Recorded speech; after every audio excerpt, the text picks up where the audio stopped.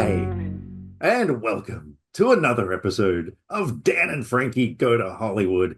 I I don't know, when I say "Ooh, another episode, it's like, oh my God, here we are again. But no, you know that you're in for a good Yeah. time. And I don't know So if you just noticed that when you said hi, like the sun came out and suddenly I it didn't like notice lit that. up. Oh Yeah. wow. Well, there you go. See, like even God You loves have to his see how podcast. obvious it So looks when you edit it, but I just suddenly everything went light when you said that. well, there you go. So yes, even God loves our podcast. He's our number one listener. But anyway, yes. So for those of you who have no idea who we are, but you probably do because of the name of the podcast, my name is Dan, And I'm Frankie. and we are here to talk your ears off for several hours about movies because that's what we do and that's what we love. And yeah, apart from movies, though, how are you doing? What's going on? How's life? Still doing house renovation stuff. Right. So, luckily I had a couple of days really only free for movies and I made the most of it. Hmm. But yeah, it's been weird to just like we had long weekends and I don't feel like I've had a break because Yeah, yeah, when right. I'm not at work, I've been doing stuff here or stuff's happening around. So yeah, that's Mm. pretty much it. Yeah, okay, fair enough. Mm, Yeah, we're still in the middle of moving house at the moment, which is yeah, I think we've been moving house for about, I don't know, 3 months now. No, That's been but a long time. it's been a long time. Well, we got a lot of people with a lot of stuff, and yeah, it's we're getting there though, bit by bit. But yeah, we've got the kid's birthday is coming up on the 21st, so that's a bit exciting. They're going to be one, and so we're sort of trying to prepare for that, and then of course, like yeah, this whole election thing because I work in a sort of political environment, and so that's been like massive with like one night where I worked till about 12:30 at night, which was a lot of fun. But that was video editing, so it wasn't, too bad. Although getting up the next day to find out that I had to completely re-edit the video, that was a little bit Yeah. disheartening. But what can you do? But yeah, so no, lots of things going on. Yeah, and one thing that I'm actually really, really keen to talk about it, but I think we'll talk about it a little bit later when we discuss one of the movies that we've watched, because I think it'll tie in with that as a bit of a discussion. Because yeah, my life has suddenly undertaken one of the craziest adventures I've ever been on, and it needs to be mentioned. But yeah, we'll get into that later on. How's your Pacino obsession going? I think we should almost have an entire segment of this podcast, like Well, the yeah, spoiler alert for what I've watched. We're gonna have one. yeah, right. But you've been Uh, collecting a few things. yeah, well, I mean, not not overly. There's some stuff on the way. I did pick up Dick Tracy because Yeah. weirdly, like this is not streaming anywhere. You can't rent it. I think you can Mm. purchase it for Mm. $20. Oh wow. So Or you I can get the found that Blu-ray for $3. yeah, so I found this on eBay, Yeah. brand How brand much was new. it? Um, it was more expensive because it's new, so it was Right. like still sealed and everything. I Mm. think it was maybe about a similar price, but Mm. I have it in my You hands. do. You can touch Dick. Mm. Yep. Please keep going. Oh, Yeah, that's it.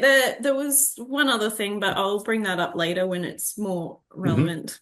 Yeah, yeah, no, sounds So good. yeah, So I have you, some things on the way. But mainly I want to collect his movies, but we have Bookfest here, which is a Lifeline's a charity that has, like op shops, thrift shops, whatever you call them around and twice a year in January and June, they have a massive book fest, and it's hmm. mostly books. There's like tables and tables of books they rent Mm. out at a convention center, and but they also have DVDs there as well. And so they're all like $2.50 for everything. Even you can get TV series and all sorts. So I'm hoping that I can go and pick up a bunch there in Yeah, yeah. June. So yeah, Um, because that's even better than finding stuff on eBay. And you also added a Kim Jong-un pop vinyl to your Yes. collection. Yes. Michael Corleone pop Oh, vinyl right. where he's sitting in a chair, which Hmm. my dad's been here for renovation stuff, and he looked at it and said it looked like Hmm. Kim Jong-un. So Yeah, yeah. But yeah. the moment that I had where I was kind of like, I've got to start, monitoring your behavior right now and everything was when you started branching into the world of laser discs. Well, Um, yeah, but that's mm, because, I hmm mean, I like looking at my records, Yeah. and Laserdisc is like having records. Mm, And, I'm not like gonna, I don't even like, I can't imagine playing. It's weird to me. I wasn't there for the Laserdisc thing, but from the what I've heard from people, it was really expensive. So that's probably why it was never a thing. It was mm. just always videos. But yeah, I'm not going to attempt to buy a player or anything like that.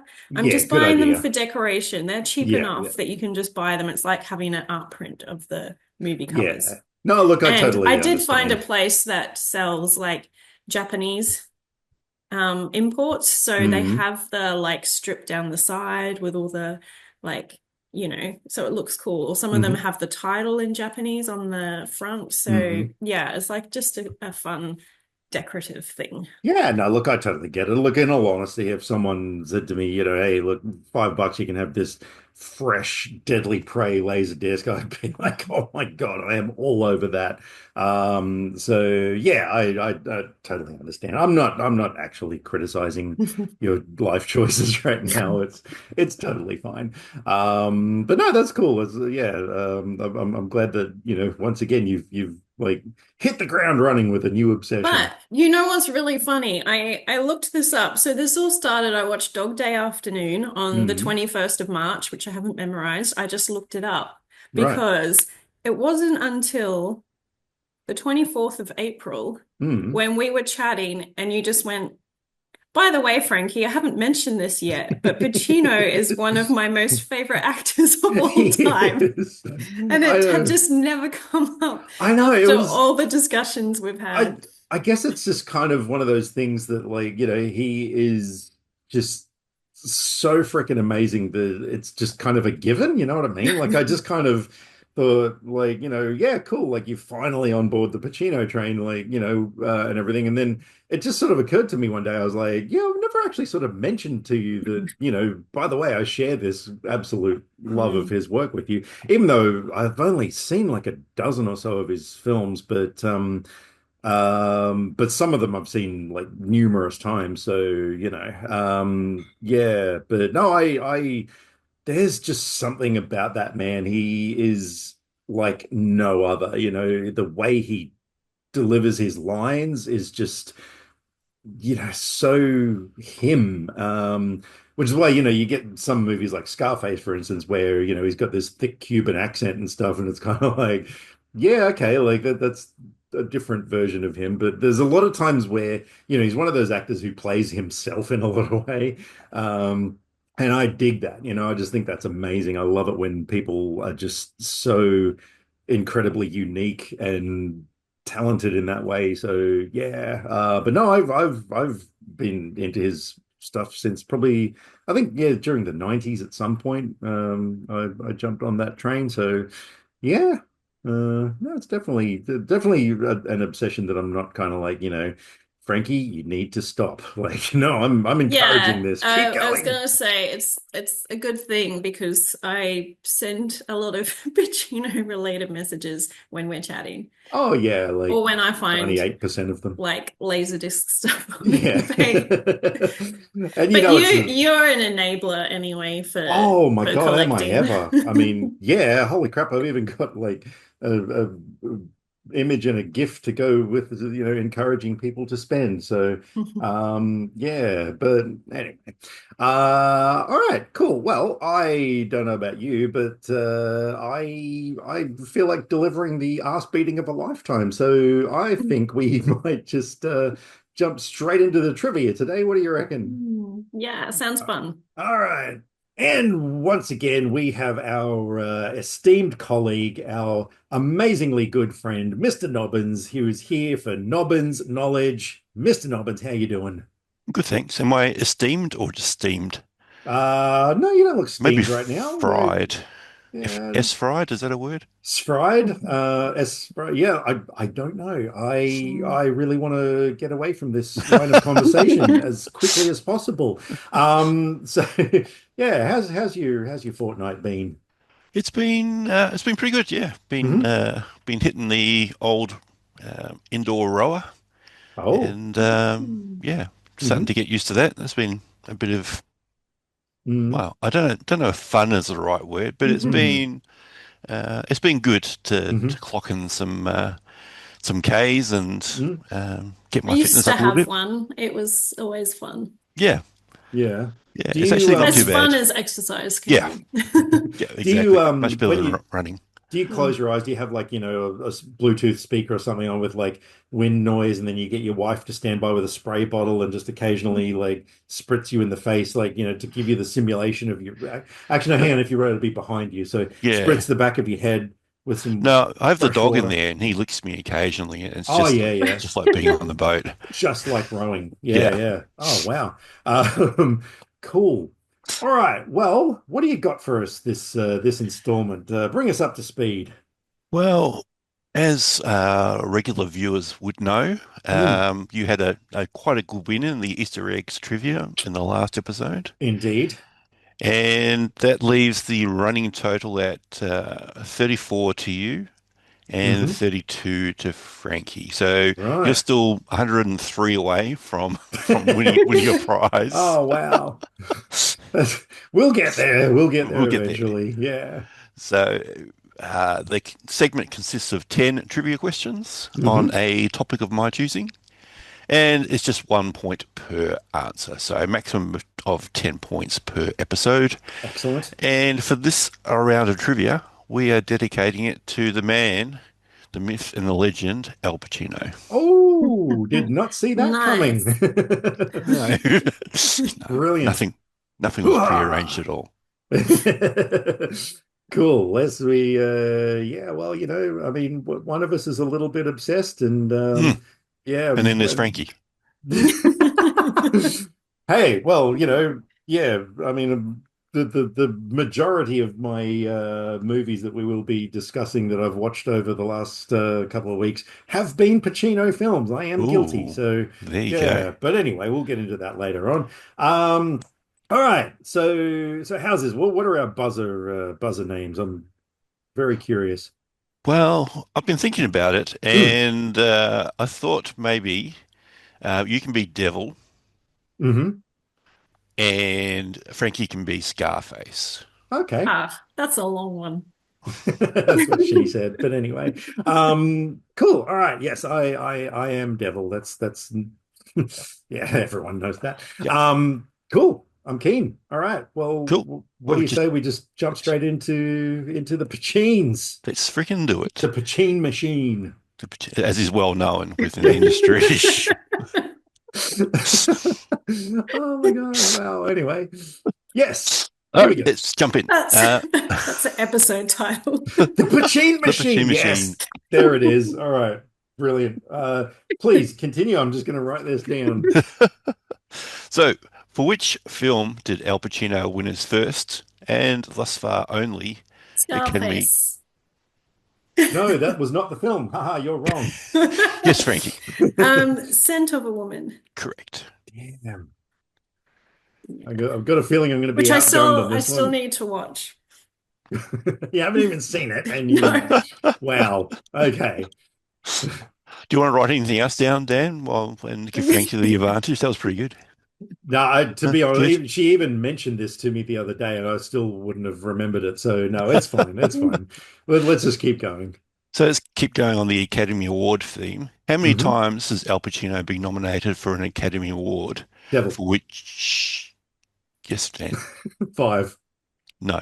I know. I just thought I'll throw a number out there and hope it sticks. It For I did which, don't not. I for which he has not won. Yeah. So the options are five, six, seven, or eight. Oh, see, I would have gone with five anyway. Hmm. Then you would have still been wrong. Yeah. Uh, seven. No, it's actually Oh, eight. Yeah. you call yourself a fan of the Pacine I machine. haven't looked up nominations. So he I don't won. look, I don't look up nominations for No. things, so Fair I So didn't enough. know that. he won his first Oscar on his eighth nomination, which is a joint record. So it took him eight attempts to actually win an Oscar. Oh, wow. What a loser. Anyway. I think that's Yeah. why everyone goes on about it because apparently, after all the other performances Yeah. for that Mm, one to get it. Was, yeah, probably the least of his performance. Well, I mean, it was fine, but, mm, compared to some of his other performances, probably not as Mm. good. mm. In the film Scarface, Oh, what iconic line does Tony Montana shout during the final shootout? Scarface. hey, Yes, no, Frankie. no, no, no. This is mine. I'm guessing it must be that say hello to my little friend. Correct. You should have jumped in Really? quicker. Seriously? It's a Really? famous line. I literally put that in there for you, Dan, Yeah, and you did not get it. because that is actually one of the films that I just watched. Oh, that hurt a little bit Hooah! because And even because I watched Jack and Jill, where it's in the song is say yeah, hello to that's my great. chocolate blend. I was just being nice and letting Nobbins finish his question, and It's yeah, not how no, this works. that's not how Hmm. this works. So yeah, all right. Snooze, you lose, I Yeah, that's believe. true. That is very true. Yes. Yeah. So in Glengarry Glen Ross, what is the name of the ruthless top salesman played by Pacino? Oh no, I don't know this one. Oh, Scarface. He is No, it's not Yes, Scarface. Frankie. um oh, I know it I just heard him talk. Oh, I'm not Hmm. gonna remember it, am I? Nope. Unfortunately, no. Oh well, Oh, that's too I can't bad. I get the remember. Can't point. remember. No. Okay, Dan. Well, the options are Oh, there's options. Okay, yes. Yeah, you're gonna yes, get it. Shelley Levine, Hmm. Dave Moss, George Arenault, or Ricky Roma. Oh shit. I have not seen this film in a really long time. Can you say the names again, please? Sure. Shelley Levine, Dave Moss, George Arenault, or Ricky Roma. Let's go with George. No, it was Ricky Roma. Oh, I wouldn't have Ah, picked that I one. thought I was gonna get that back to steal a point. Yeah. I'm glad I didn't say. I was almost gonna say I remember it starts with an R. Mhm. So I'm glad I Yeah, didn't you Ah, say didn't that. know. That would have been. Um, Question five. What was yes. Al Pacino's first feature film appearance? Was it A, The Panic in Needle Park, B, The Godfather, C, Me, Natalie, or Scarface. yes, I was Frankie? just waiting to see if you meant ever or main character. It was me, Natalie. It was indeed. I'm just gonna go. Question six. In the film Dog Day Afternoon, Pacino's character, Sonny Wozniak, is attempting to rob a bank for what reason? Is it A, That's a spoiler. to pay off gambling debts, B, to fund his partner's sex reassignment surgery? Scarface. Yes, thank you. It's B. It is B. Oh, I thought that was a joke answer. Oh, wow. That was a very interesting reveal to me because I didn't know that when I watched the film. Hmm. Yeah. I thought, oh yeah, no, surely it's not that one. It was that one. Okay. Oh wow, this is now I know how the last episode felt. Question seven. What famous New York acting school, known for its method acting techniques, did Al Pacino attend? Was it A, the Juilliard School, B, the Tisch School of the Arts, C, the Actors Studio, or D, the American Academy of Dramatic Devil. Arts? Yes, friend. Yes, Dan. The Yes, Actors friend. Studio? It was, in fact, the Actors Studio. Ah, I knew he was Wow. connected to that, but I didn't know it was for I that as well. yeah, when you said that, I was like, hang on a second, that's the answer. Oh my God, I got a point. Yay. Way! I'm still bitter about the Scarface question, to be honest, but look, it's fine. It's You know, fine. we're all We'll get friends over here. it. We'll move Yeah. on. Will we though? No, probably not. No, not at all. All Question right. eight. In Yes. which film does Pacino play Lowell Bergman, a producer for the TV show 60 Minutes? Is it A, Donnie Brasco, B, The Insider, C, Any Given Sunday, or D, Simone? Scarface. Yes, Frankie. Is it The Insider? It is indeed. Oh, okay. No, I wouldn't have picked that Process of one. elimination. Yes, pretty Yeah. much. Yeah. I did Oh, this try is to watch that over the last fortnight, but it's one of those ones that you can only purchase digitally. You can't rent it, Rude. and I couldn't find Yeah. it streaming. So hmm, It is one of my favorite Pacino movies. cool. Um, Directed by Michael Mann, Ah, very good. who directed Al Pacino in the Hmm. films Carlito's Way and Scarface. Devil. Scarface. Yes, Frankie. Oh, come on. I said devil before she said You Scarface. pause. You hesitated. You know what? Brian De We've got Palma. we're Yes, recording this, and you're going to see that you are wrong, and No, I you definitely I got in. definitely got first. Yeah, you well, hesitated there, according Dan. to me, And he who I hesitates is No lost. playing with the editing.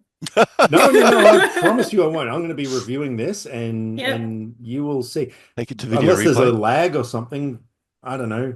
Oh, fine, whatever. Keep going. And the last question. For Scent of a Woman, why did Keanu Reeves accept a lower than usual salary? Oh, do you mean the devil's advocate? Yes, sorry. I do actually mean that. Yeah, Nobbins, Um, don't mess with her on the Pacine machine, okay? yes, Scarface, he did it yes, so that he could work with Pacino. yes, that's correct. What are And the multiple choice answers? Can I? No, never mind. Oh well, the man. multiple answers were he was getting a cut of the profits instead. He was wanting to pay Al Pacino salary to get him on board. His movies weren't doing so well, or he just felt like it. Wow. So, yeah, he accepted a lower salary. And then when Pacino found out, he donated the same amount of his salary to charity to make up for it. Oh, that's nice. Hmm. Yeah. So Cool. that is all. And the final score is Frankie 7. And Dan, you got the 1. So well done for that. No, I got I think this is the best I I'm got ever going to do in trivia. 3. I should have got the say hello to my little Should friend, have. and I jumped in first with that other one. No. But you know, it's Do you know fine. how many points you get for should have? 6? Yes, Is it 6. 6? No, okay. So now we're on Frankie, you're on 39, and Dan, you're on 35. Look, that's still I neck and neck needed as this far as I'm advantage. concerned. Yeah. Yeah, no, well done, Frankie. That was yeah. Mm. That was Look, fun. maybe leaning a little bit to it, but the Easter eggs thing was my thing. So, it's all fair. So, yeah. It's all fun Uh, and love and war and trivia. it's all fun until you jump in for a question and someone else gets picked. Cool. Well, thank you very much, Nobbins. Always a Yes, pleasure. despite having my ass served to me, that was a lot of fun. So, yeah, no, much appreciated. And yeah, have a good fortnight, and we'll see you on the next one. Indeed. Alrighty, bye. Bye. Well, there we go. That was a fun round. Thank you, Nobbins, as always, for your knowledge. Let me just check my notes. What are we doing next? We're reeling it. What are we doing? Come on, talk to me. This is your baby, so Yeah, reeling in the years where we talk about underseen or underappreciated films from mhm. particular years. We're up to 2008 this episode. We're going backwards a year each time. And yeah, just mentioning films that you may not have heard of Hmm. or seen and why we think that you should. Yes. And as always, I go by letterboxed release years because that's easier for me to research. I did see that documentary you mentioned last time as a underseen and underappreciated thing that you had not seen.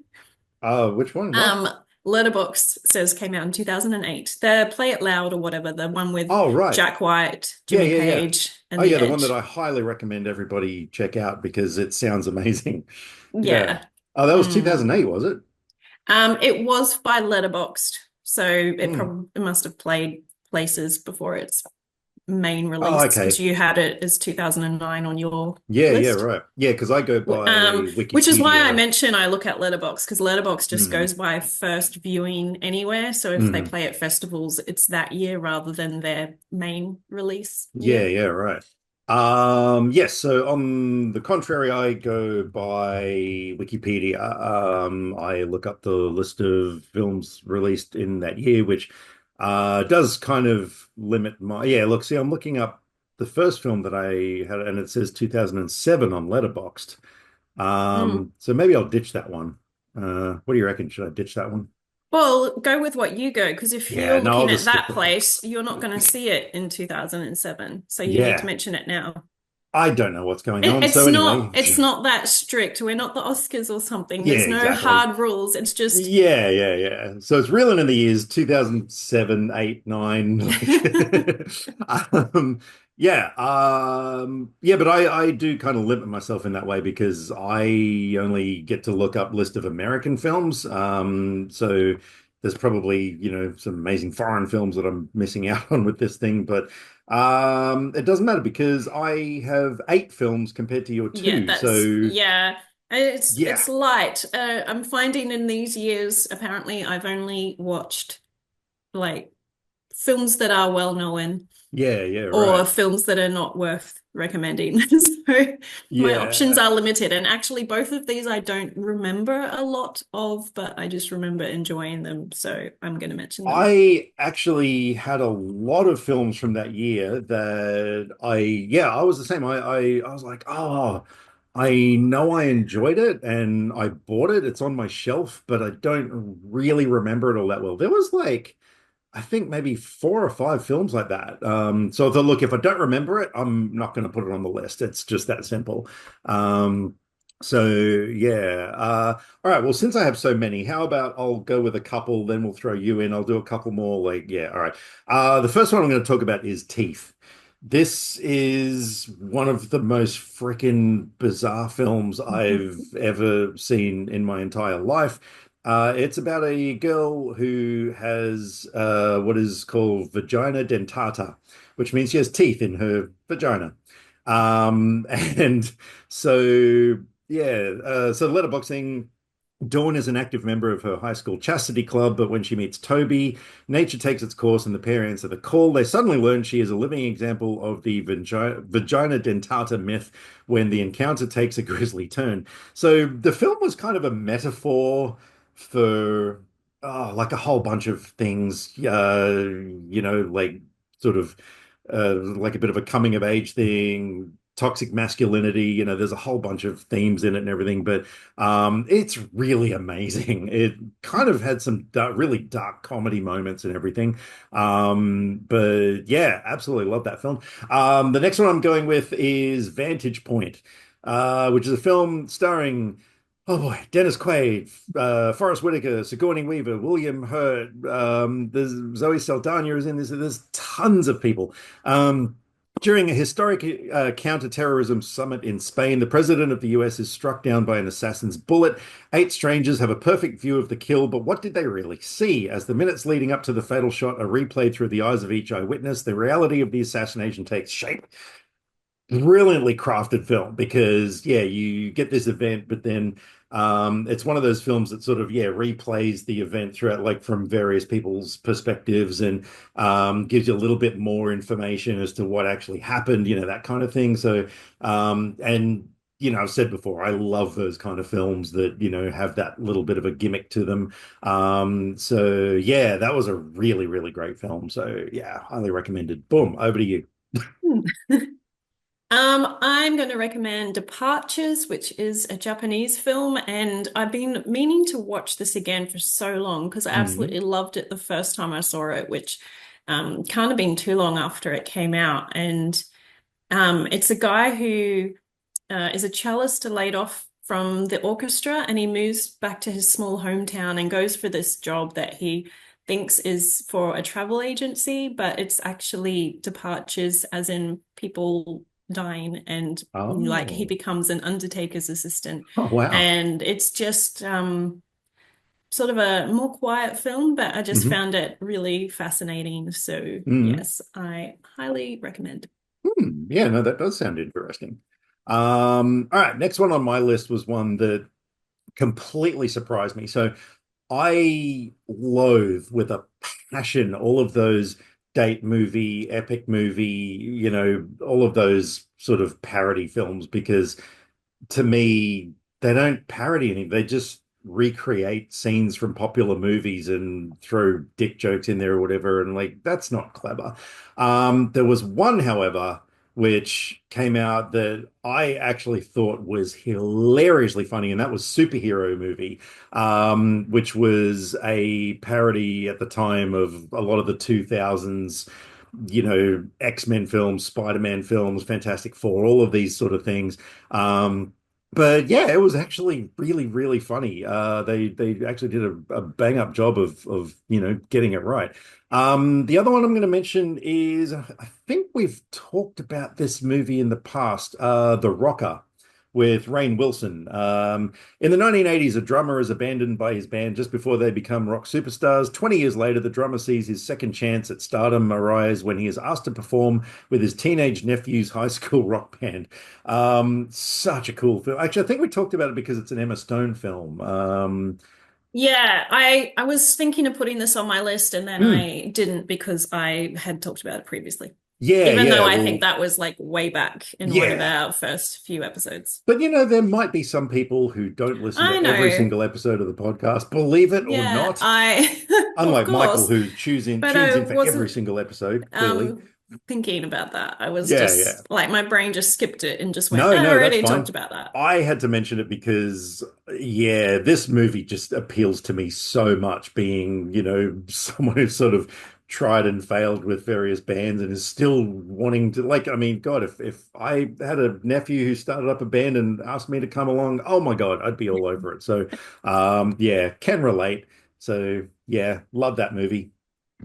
Over to you. My other one is a mini series thing, and it's called Lost in Austin, which is fun because it's kind of like fan fiction. It's Mm. a woman that goes, somehow there's a portal in her bathroom that takes her into like joining up with the Bennett family and sort of uh, causing havoc and changing the events of what happens in Pride and Prejudice. Oh, okay, right. So Hmm. Okay, yeah, it's that pretty sounds pretty fun. cool. Yeah, yeah.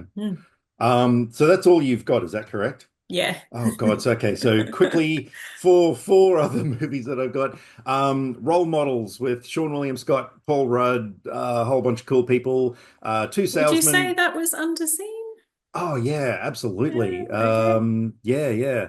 Two salesmen trash a company truck on an energy drink fueled bender. Upon their arrest, the count gives no, the court gives them a the count one, two, blah blah. Yeah. The court gives them a choice: do hard time or spend 150 service hours with a mentorship program. After one day with the kids, however, jail doesn't look half bad. What was the kid's name? Or was it Reggie? I've got a feeling it was Reggie. He was freaking amazing, but yeah, it is a hilariously great film. I absolutely love it. Now there's another one which unfortunately I really do think this one is underseen, but oh my God, it shouldn't be. The Wrestler by Darren Aronofsky, which stars Mickey Rourke as a aging former wrestler who was, just one of the world's biggest wrestlers. Like this guy was just a household name kind of thing. And it sort of goes on to his later life after, fame is gone. I mean, it's been a long time since I've watched this, but from memory, like, the dude's just working a regular day job and stuff. And it's a very sort of, heart-wrenching kind of a film. So I'll just read the thing. Aging wrestler Randy the Ram Robinson is long past his prime, but still ready and raring to go on the pro wrestling circuit. After a particularly brutal beating, however, Randy hangs up his tights, pursues a serious relationship with a long in the tooth stripper, and tries to reconnect with his estranged daughter, but he can't resist the lure of the ring and readies himself for a comeback. Which, yeah, that description doesn't go into like how deep this film is. Like yeah, was very emotional. Um, and the other two, just quickly, there was a Jim Carrey film, Yes Man. Have you seen Yes Man? I don't remember. It's one of those that's been around so much, I can't remember if I actually watched it or just saw it around. It was good. It was really, really good. I like Jim Carrey in his kind of, like later years and stuff. And yeah, it's essentially about a guy who goes to a seminar where, it's like a positivity seminar about like saying yes to everything. And so it's not like Liar Liar where he, absolutely has to say yes, but it just sort of, yeah, turns his life around and stuff. But it was really, really funny. And the last one I've got is Bedtime Stories, which was one of the really good Adam Sandler films where he wasn't a complete dickhead.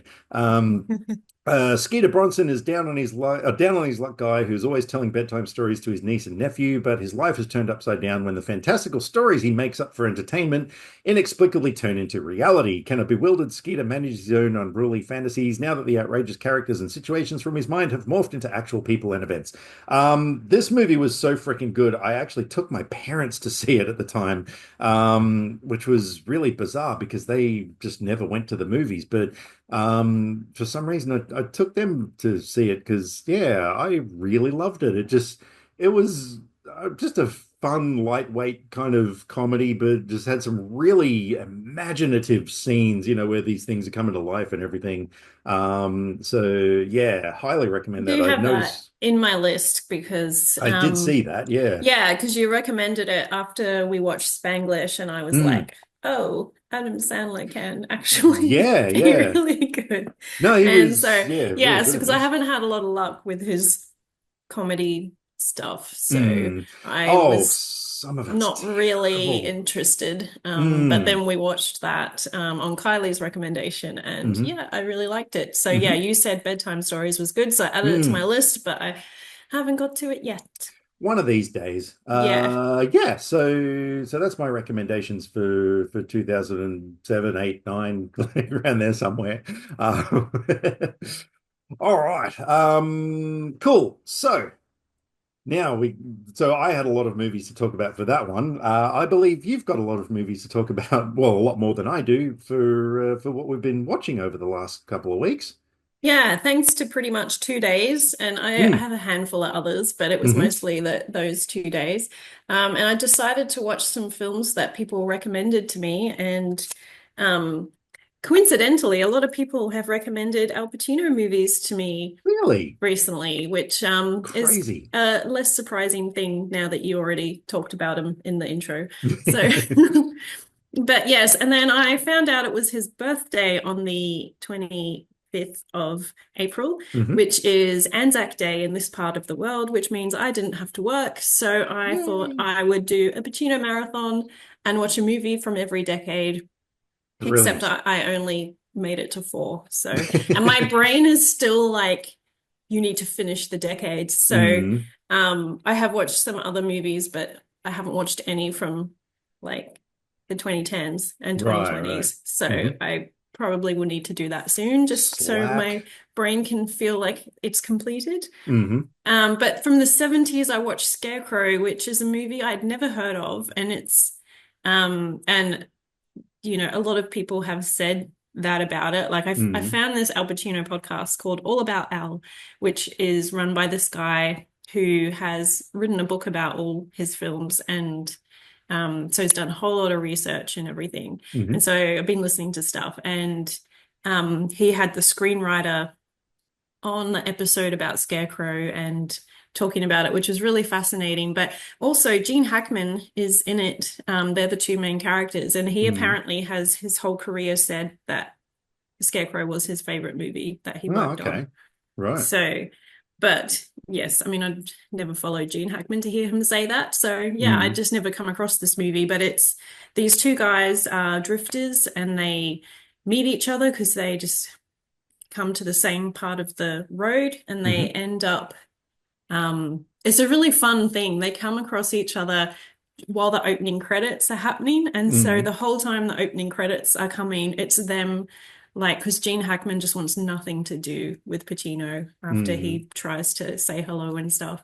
And it's just showing them they end up on opposite sides of the road and trying to flag down the cars and all like, fighting each other. But Mm. eventually they get talking, and Hackman's on his way to Pittsburgh to open a car wash. Mm-hmm. And he says to Pacino, come be my business partner. And he's like, okay, but he's going to Detroit to see, he has a kid because he's in the Navy. Mm-hmm. And he has a kid who's 5 and he has never met them, doesn't even know if it's a boy or a girl. Oh, So wow. it's his thing to go there. And so it's Mm-hmm. following them like hitching and traveling by train and everything on the way there. And they stop off on the way for Hackman's sister and all this stuff. But it's like a opposites movie because Mm-hmm. Hackman's like fearless, doesn't care about anything, just and has this goal. Whereas Pacino's like more kind of afraid of the world and is like sort of kept separate from the world, and it's them coming together and stuff that happens. But Yeah, right. it's really interesting. Most of the movie is pretty funny, Mm-hmm. but then there's also stuff in it that is not, and it Mm-hmm. kind of builds as it goes along. Mm-hmm. And what's really annoying that I found out from the podcast is apparently there's one scene that kind of is the beginning of something that comes in later in the film. And because he watched the rough cut with the director, Mm-hmm. and apparently the studio was like, oh, this can have 7 sessions per day at cinemas when it comes out. But if you cut it, then we can fit in 8 sessions because at Yeah, the moment right. it's too long. And Mm. one of the scenes they cut was the scene that the screenwriter was really unhappy about because it kind Oh. of is the beginning of this thing, Mm-hmm. and then they cut it out. So I don't know if Ah. there's any kind of version of the original script or anything around. It's something I'd Mm. be interested to look for to so I can at least read that scene. Yeah. There's a website that I know it's still going. It's called Drew's Scriptorama, and it's a website that publishes freaking hundreds, maybe thousands of screenplays. So yeah, it might be worth having a look on there. Mm. That website's been around since the 90s. Yeah, because I remember when I first started getting into screenwriting, I went onto that site and I was just like, oh my God, I can read scripts, like, because obviously, it's such a great way to learn how to do it. But anyway, that's a bit digressing. But no, Hmm. I'd never heard of that film until Yeah, you had so mentioned it. I saw that Screen Drafts is doing a Gene Hackman episode coming, and they were Ah, okay, like, right. what film? They're doing a mini mega, so there's 13 films. So they're like, Hmm. what films need to be in this top Mm. 13? So I had to reply and suggest this one. Hmm. Yeah, yeah, So yeah, I'll be absolutely. curious to see if, because I haven't seen a lot of Hackman films, so I don't Mm. know like what the big ones are to take Yeah. the top spots, but I hope that someone says Hmm. Scarecrow. And Yeah, even if it absolutely. gets vetoed, at least I would just like to hear everyone talk about it. Or even if it gets Um, Don vetoed. That's a then Godfather joke. Never mind. Actually, no, it wasn't. Don vetoed. Oh, fuck me. That was Viva La Bam. That was Bam's uncle. Don Vito. What the hell? It well, I was, no, hang mean, on. it is, yeah, Vito Corleone, and Oh, he's the yeah. Don. Oh, right. Yeah, no. Oh, man. Yeah, anyway, let's just please keep going. And hopefully I can Okay. get out of this hole that I've dug myself in. Well, Wow. then I moved on to the 80s Cool. and I decided to watch Sea of Love, Hmm. and which I think is termed as an erotic thriller. Hmm. And it's not, well, it's thriller in that there's someone that's killing people and they're trying to work out who it is, but it's Hmm. not like, you know, full on Hmm. scary or Yeah, yeah. dark. It's a pretty funny film. Hmm. And so Pacino's a cop who has been a cop for 20 years. And so there's all this talk about, I guess after you've done 20 years, you can retire, but he Hmm. doesn't want to. Right, And right. he has an ex-wife who then got together with one of his colleagues. So Hmm. there's he's like ringing at 3 a.m. and then having beefs with the guy Hmm. because they have to work together.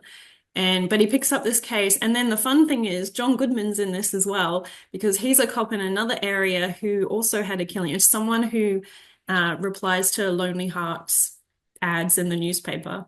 And so Mm. they realize they have these connected cases, so they start working together, and it's really cool. And I just wish there was like a full-on buddy cop movie with the two of them because Mm. they're really funny together. Yeah, Um, right. so they place an ad in the paper to attract the person who's been doing this. So then they're having all these fake dates, meeting all the women, and there's one because they want to like have them touch the glasses so they can get their fingerprints and Hmm. try and match them up and everything. And there's one woman who is just like, nah, I don't feel it. Like that's it. And so she leaves without touching anything. And then he ends up running into her later, and then they like hook up. And so the whole thing of the movie is she the one that's been Mm. killing these people? And is he going to be in danger now because he's got together with her? And it's Ellen Barkin plays the woman, and Mm. she's just got the really blonde hair and very, I mean, it's late 80s. So it's that late 80s, early 90s kind of style, leather, Mm. red leather jacket and stuff. She looks really cool. You know, And the funny thing is, now that you're describing it in detail, I have a slight feeling I may have actually seen it once upon a time, like a really long time ago, like so long ago that I don't remember it. But there's a lot of things that you just said that I'm like, wait a minute, that sounds really familiar to me. So I might have seen it, but obviously, being that I wouldn't remember a thing about it, I'm discrediting that and saying I've never seen it. So yeah. Sorry, what were you going to say?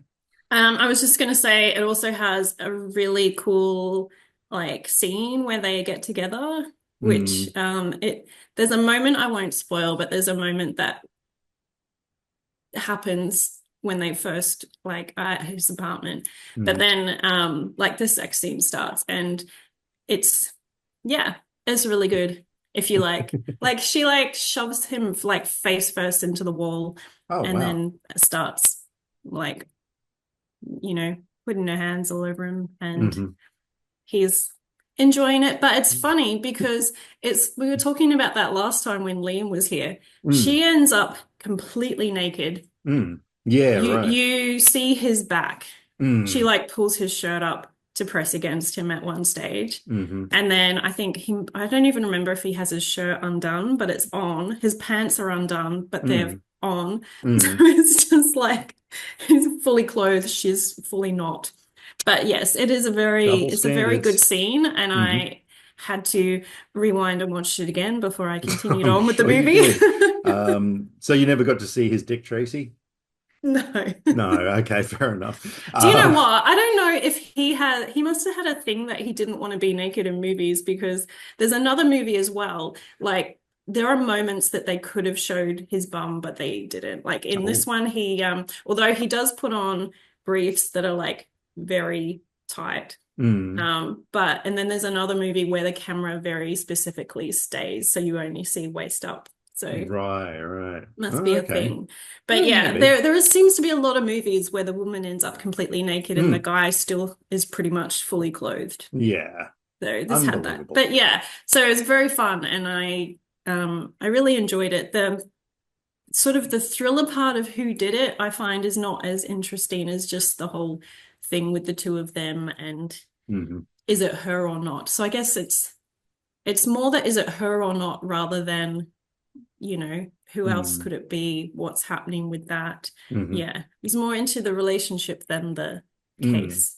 Yeah, look, the But way that it's you've fun. been describing the film lately, I'm actually just ready to blind buy it. Well, You got me so hyped up for I it. already really want to watch it again, but Mm. I see this was on that multi-pack Blu-ray I got, but once I was Yeah, right. finished, I'm like, there was a 4K of this. I need the 4K. Also, the 4K has special features. My Blu-ray Yeah. has nothing. So I have ordered the 4K and Hmm. it should arrive this week. So I'm Cool. waiting for that before I watch it again. Yeah, yeah, right. Well, Oh, yes, out do of you want me to finish my marathon before? oh, right, yeah, by all Because means. Yeah, absolutely. Please take it that's away. the main one to talk about. Yeah. The 90s I watched Glengarry Glen Ross, which Hmm. is one I was looking forward to because lots of people rate it highly. Mm. And Myself included. I Did not. Yeah. It was in like parts of it were interesting. It got more interesting as it went later on, Mm, but especially at the beginning, a lot of it's these guys that they're salesmen. mm, They get leads, which seems like it's people who fill in cards saying, yes, give me more information about this. And hmm they're trying to sell them blocks of land. And the whole well, when Alec Baldwin turns up to give this speech to some of them, that basically ends with the first two people that make the most sales get prizes and the rest of you are fired. hmm And so that's the thing of the movie is mm, they need to get their commissions, make their money, whatever. yeah. And but a lot of it at the beginning is just talk about these leads are crap. How can we do this? Mm, Blah blah blah. But then yeah, there's a robbery, like a burglary at the office, and then everyone's being questioned about it, and it gets a hmm bit more interesting then. And there's some, it's based on a play, so that's mm, why a lot of it is just talking. yeah. But until later, it just wasn't interesting talking to me. No, that's fair enough. I totally understand. I haven't actually seen it probably since the 90s. It's been a really long time, but I do recall it being one of those films that I didn't think I was going to enjoy, but then sat down and watched it and actually, yeah, I really enjoyed it at the time, and it's one that I've really been keen to revisit at some I point. mean, But it is a really great cast, which hmm, helps because besides Pacino, there's like Jack Lemmon and Ed Harris. hmm So there's some like good people mm, to listen to them talk. yeah, So yeah. hmm hmm. And Pacino actually did the play version and played Jack Ah, Lemmon's character at one I stage, did not know that. which he found it difficult to Mm, kind of get into that character. hmm But yeah, because he was on Conan O'Brien's podcast recently mm. that Conan Needs a Friend, I think it's called, and he talked about it there. Right, So right. hmm. Cool. And then in the 2000s, I watched Insomnia, Mm. which I forget that Christopher Nolan directed that because Yeah. when people talk about Nolan, everyone says this, they don't talk about Insomnia Mm. and whether it's because he didn't write it and that's why people don't talk about it because it's a very good film. And Mm. I thought I had seen it, but I wasn't sure. But I think I saw the original hmm one because it wasn't familiar at all to me when I It was watched it. a Norwegian film, I think it was it? Yeah, Yeah, yeah, I think was it yeah. Let's just go with that. Scandinavian anyway. Yeah, yeah, somewhere around that region. Um, and so a teenage girl is killed in Alaska in a small place, and a couple of LA cops come to investigate, and there's some kind of investigation going on back in LA that you don't really know about, but it just makes you think about Pacino's character. It's like hmm maybe he did something dodgy that's coming back now, but then he's also struggling to sleep because this is a place where the um, sun doesn't set for Mm.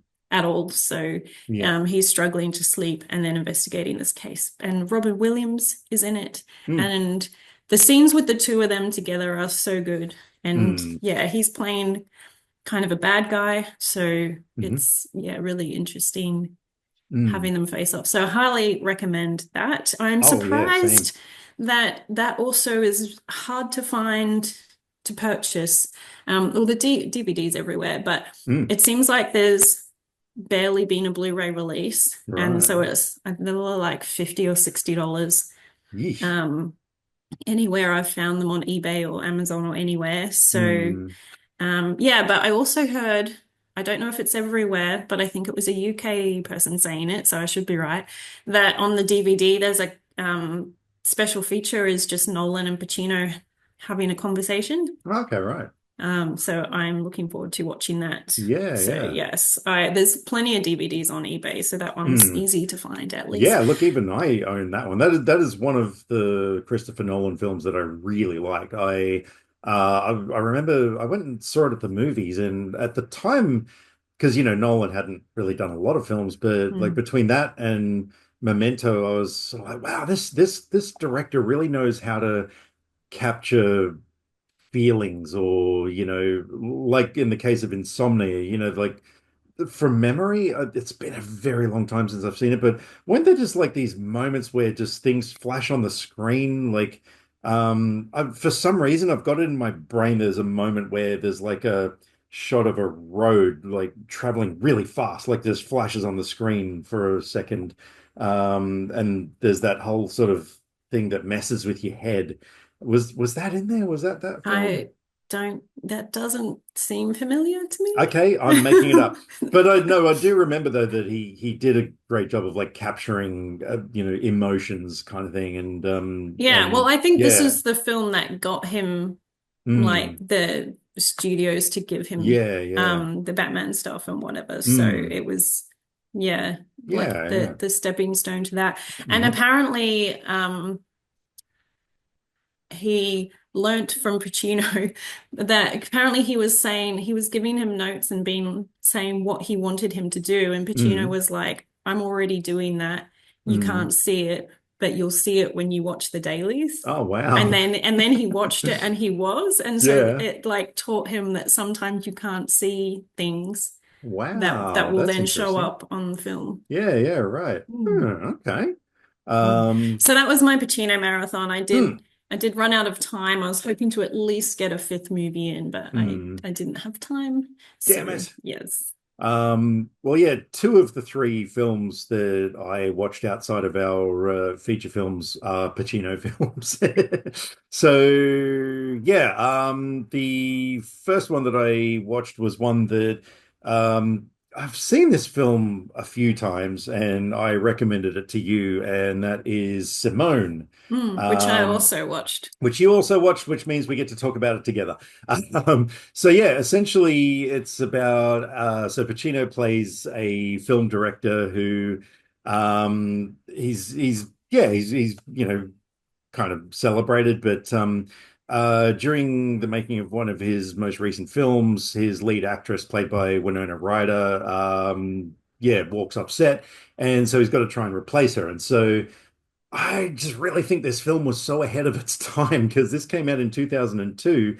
And so this strange man gives Pacino's character a hard drive with a digital actress on it.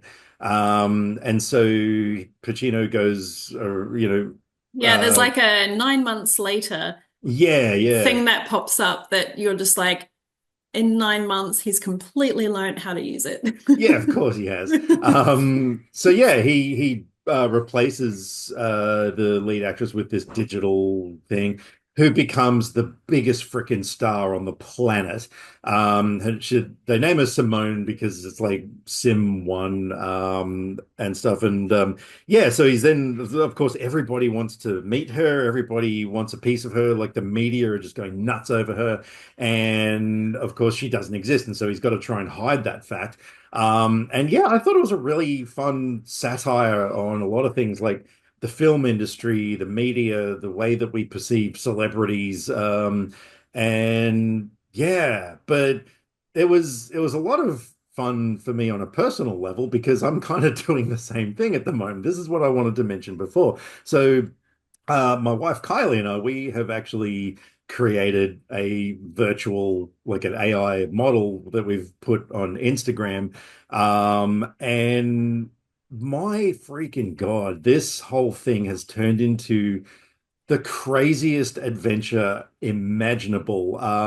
We recently, so last week I saw there was a premiere of Thunderbolts that I didn't go to, and I found someone's picture from the red carpet, and so I cropped them out and I put our digital girl in there. And all of a sudden, the company that actually puts on the event, I didn't even tag them in it, but they found it and stuff, and they went through her account, and like even on one of the posts, they were like, hey, you're looking good there or whatever. And I'm just like, do these people know that she's AI? Like, I don't know. But yeah, I could do an entire podcast episode on just what has been happening with this thing, but I won't. But yeah, we've gone for. I mean, there's a range of like creepy, horny men commenting weird things that I've shown you some screenshots of some of the comments we've been getting, which is just like, oh yeah, wow, cool, that's weird. but yeah, there's like this massive community of all these other people doing the same thing, yeah, we're just sort of like deeply entrenched in it now, which is just all sorts of weird. But that's what I mean about this movie was so ahead of its time, you know, like I mean that was 23 years ago, and now there's this massive boom where some people are making 15 to $20,000 a month doing this sort of stuff. So That's um crazy. it is crazy. And one of them I do believe is actually a local to me, which yeah, is kind of inspiring in a way. But yeah, like some of these digital models are actually getting like modeling contracts and stuff. You know, like companies are actually going like, hey, promote our product, you know, and things like that, which is just mind blowing. So yeah, that was something I really wanted to jump in on because we've discussed in the last episode, you know, how I'm just like really into AI image creation at the moment. And I kind of thought, well, if I can, you know, turn this into sort of a money-making thing, like, yeah, absolutely. So yeah, no, this has been a massive adventure. So yeah, watching this movie now, you know, with all this going on was yeah, like a completely different experience for me. I just kind of related to the film in a lot of ways. So yeah, so that was a good rewatch. Hmm. Hmm.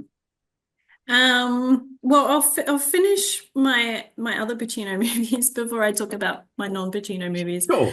Um, I did watch Author, which Hmm. I showed you last time. It's Mm. the DVD with the terrible cover. Yeah, Um, yeah. but this was pretty fun. It's one that I found it hard to rate because Hmm. it's kind of weird and I wasn't sure how much I liked it, but then it has some really cool parts. But I also went into this, I saw a thing saying it was a romantic comedy and it's not. Hmm. It's this guy who is a playwright and his plays are like in rehearsals to be performed and the director's like the second act sucks, you need to rewrite it. So Hmm. he's trying to rewrite it. He has a big family. So he's got a wife and like four or five kids. And Hmm. it's like one kid is his from a previous marriage, and then the other kids are hers, but they have different parents because she apparently just goes from husband to husband. Wow. And so she leaves him, and then he's there with the kids. So he's trying to deal with all these kids and write his play, and he's kind of trying to get the wife back, but then also ends up getting together with the actress that's in the play. Hmm. And, but yeah, the main focus of the movie is kind of him in the play and him and the kids. And Right, so right. he's like, because he likes the kids and he wants them to kind of, be together if Hmm. the mother's gone. So he's trying to, yeah, figure out all of that. But yeah, so it was like this was early 80s, I think, and it's yeah, I don't know. It's just kind of fun seeing him in Hmm. that kind of role. So Yeah, right. yeah, I enjoyed it. And the Cool. other one I watched was that Liam mentioned last time, 88 Minutes, Yeah, yeah, right. Hmm. which I'm with Liam. I like it's not a great movie, but I don't think it's as terrible as a lot of people think. But Hmm. at the same time, I think it depends on if you can enjoy the kind of ridiculousness of movies, then you Hmm. probably like I went into it expecting it's going to be silly, but it's probably going to be fun. And it Hmm. was. And it's so he's a forensic profiler, well, like forensic psychologist, and he put this guy in jail and he's about to be executed for killing this girl, and then copycat murders start happening. And so it's a thing of, you know, like there wasn't really hard evidence. It was kind of what he said in court Hmm. and the eyewitness that was the sister of the girl who got murdered. But Hmm. she, it was dark. She wasn't like it shows the opening shows the murder happening and it Right, right. shows her saying to the cop, I wasn't sure it was dark. Hmm. I'm not sure if I would know him. Hmm. And so the whole thing is this a copycat trying to get him out? Or is he innocent? And, this guy. But then he gets a call from someone saying, you've got 88 minutes to live. Yeah, And right. um, So he's trying to figure out what's going on. And Mm, then there's also stuff because the guy in jail's trying to get the court to stay his execution. And it's one of those movies that just throws a whole lot of people at you that could be behind, like could be the person that is calling him, mm, telling him. And it's like they keep calling him, they keep doing the countdown of how many minutes are left. And it's just really fun. And it's just got like at one stage because he's also being framed for like there's evidence putting him at the scenes of the mm. crime, and he's got this big theory and he tells it to someone and they're like, "That's absurd," and he's like, "No, it's not." And I don't have time to explain, and it's just really funny Mm. stuff going on. And there's also a funny scene where he's pointing a gun at someone and they're like, "Hey, what, are you going to shoot me?" And there's just this really long pause. And then he's just like, "Yes." And it's just the way that it's done Mm. is just, it's just really funny. Yeah, yeah, right. But I liked it because I kind of like, it's one of those movies where I picked um I was like, oh, that person seems, a bit dodgy. And then, but Mm. there's so many people that they set up as this could be the person behind it Hmm. that then I was like, oh, but maybe it's them or maybe it's them. And I kind Okay. of like those movies that Yeah, yeah. make you think that. Like, I don't really Mm. care. I enjoy the thing of wondering if it's this person or that person, but I Oh, don't absolutely. really care about working it out before they reveal it. Yeah, you and I have always been that, similar in that respect, where, you get people who are like, oh, how did you not see that coming? Like, it was so obvious. And it's like, because we weren't thinking that far ahead. Like, yeah, yeah. So, Yeah. hmm. So, I mean, it is kind of, yeah. Anyway, so I thought it was fun. I'm with Liam. I'd probably give it a 2.5 like he did. Right, It's right. definitely not as bad as a lot of people say. Hmm. And it was just a fun. What's also this terrible music. I Oh, didn't really? realize that we were still doing that because this movie was 2007, I think. I didn't write Mm. it down. And I didn't realize we were still doing that kind of music in 2007 Oh, because okay. it was Right. just it wasn't quite 90s, like, when you Mm. watch certain 90s movies, because that's a bit more kind of techno-ish kind of Mm. dancey music that's Hmm. very 90s.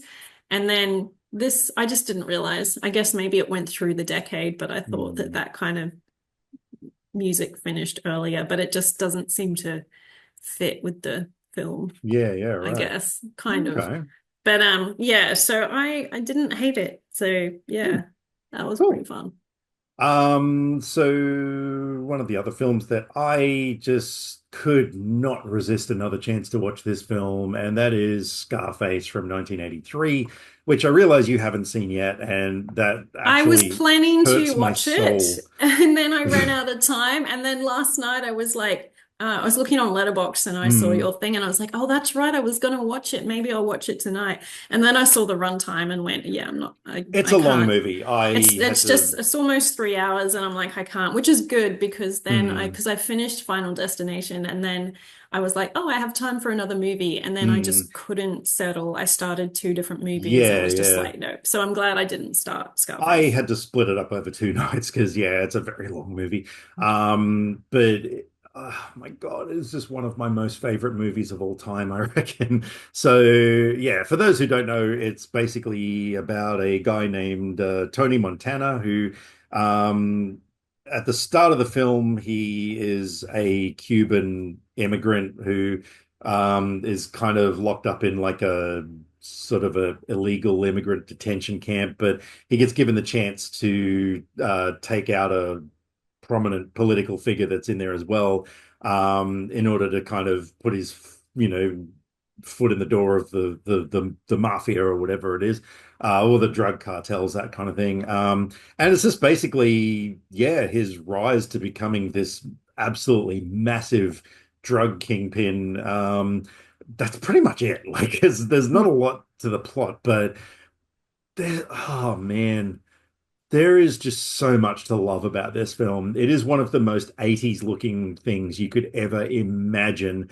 Um, it's set in Florida, and so there's a lot of Hawaiian shirts and pastel colors and stuff, and the nightclubs Nice. are all neon, and it's a gorgeous looking film. Brian De Palma is always the director, has always had this really cool way of kind of coming up with really cool camera shots. Like in all of his films, he's quite known for doing that. And yeah, so this film was no different. It just everything about it looks and sounds amazing. But I think the biggest draw card for me is the way Pacino plays this character. He is terrifying. This guy is a psychopath. He is like, you know, he's the kind of guy that you just know if you do one little tiny thing wrong or say the wrong thing or whatever, like you know how Pacino has that ferociousness, that he can do. Like he does it, he is like that 90% of this film, but quite often it's not like full on scowling or even if just his resting bitch face is like it's menacing. It is just one of his most absolute standout films. I mean, yeah, and yeah, I think it was, I don't think it was her first film, but it was the film, I think it launched Michelle Pfeiffer's career. Key and Peele fans will know that reference. But yeah, Robert Loggia, F. Murray Abraham, Mary Elizabeth Mastrantonio, who has the most insane hair you are ever going to see in a film. I was actually even watching the second half, and Kylie was asleep next to me, and she woke up at one point, looked at the screen, and just went, "What the fuck?" And then went back to sleep. I was just looking at her. You're Googling it right now, aren't you? Yeah. It's insane. But yeah, no, it's just one of the most essential films I think ever made. Yeah, I Yeah. watched Carlito's Way a while ago, and so Hmm. that made me, is that Brian De Palma did that as well, so Right, right, yeah. made me more interested to go back. Mm, But I find it really interesting that this is one of the main movies that everyone goes on and on about, that it was an mm, absolute bomb when it came out and everyone yeah. hated it. So I find it Yeah. really interesting that such a big turnaround has Well, happened it on it. became a pop culture phenomenon. A lot of it was because various other forms of entertainment would reference it or whatever. Or, this film became iconic to the like early 90s gangster rap, you know, area. There were so many rappers and everything who would always, reference this film as being, like their biggest inspiration and stuff like that. And yeah, it just became this like massive thing, which was really cool. Like I think that's another kind of thing that I like about it is, watching it, knowing that it is such an iconic film kind of adds to the enjoyment in a way for me. Yeah, but no, oh man, I can't wait for you to see this film. Even before this whole Pacino thing started, Have like I you was just seen like, Carlito's Way? I have not seen Carlito's Way. No, Okay. definitely not. Mm. Yeah, so yeah, I rewatched this film. Like I don't know how many times I've seen it before, but it is always going to be a five-star film for me. Yeah, so there you go. I watched that one. Well, after my Pacino birthday marathon day, Mm. I then went to the cinema for a day, and Woo! I was meant to see three films, but I only saw two in the end, Mm. for a reason. But I started with The Amateur, which I was looking forward to because I like Rami Malek. I find him Mm. interesting. So I was like curious to see him in a movie like this, which Hmm. was a really fun movie. So he's in the CIA Hmm. and he does the like analysis stuff. So he's, not in the on the front line out Hmm. in things. And his wife gets killed in a terrorist thing in London while she's at a conference. Hmm. And he, has all this surveillance thing and whatever, and he uses all his skills to work out who all the people were that did that. And he Yeah, goes right. to his bosses, and they are not really interested because, um, you know, it wasn't like, it's just her. They would rather follow the people to try and Mm. get the bigger things. Hmm. And so he decides to go himself for revenge. And it Hmm. was really interesting because he kind of gets a bit of training, but he's also like not good at stuff. Hmm. Like he has training on how to shoot a gun and he's like really terrible at it. So Right, right. it's not like normal person gets trained and becomes really awesome and can take out people. It's Hmm. like, you know, he's actually not good at stuff. So he has to like figure out what he can do. And then he Hmm. like goes after these people. And I thought it was just going to be he goes to London and does it, but Hmm. everyone's in different places. So it's quite a kind of globe-trotting different countries Okay. to look for the people.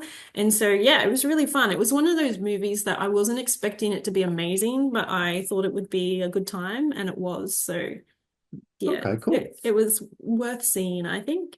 And Hmm. then after that, I went to see Warfare, which I was not planning to see at the cinema, Hmm. but it was on my list because I like Joseph Quinn.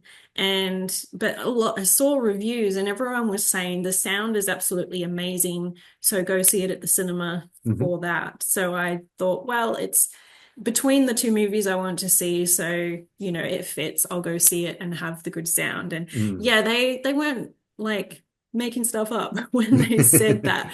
The sound is full on and it's Hmm. so loud. I was Right. like pretty much tense for the whole movie because Okay. and there's one point where like something really big kicks off where Hmm. it's just like full on sensory overload, and because it's so loud, like I felt like panic building in me, and I was Oh, like, wow. oh, I'm not gonna have like a big anxiety thing, am I, just from all this like loud chaotic noise. Yeah. But then a character did something that took out a big lot of the noise, so then it was Okay. fine. But yeah, it was just that moment. But yeah, I just thought because it's these guys that are in this house, and then they know that they can see people gathering and they like are going to be attacked. So they're Hmm. trying to get the call out to come and like basically be rescued, like to have transport to get out. Hmm. And then yeah, things start happening. So it's all Right. in real time as well. Oh, okay.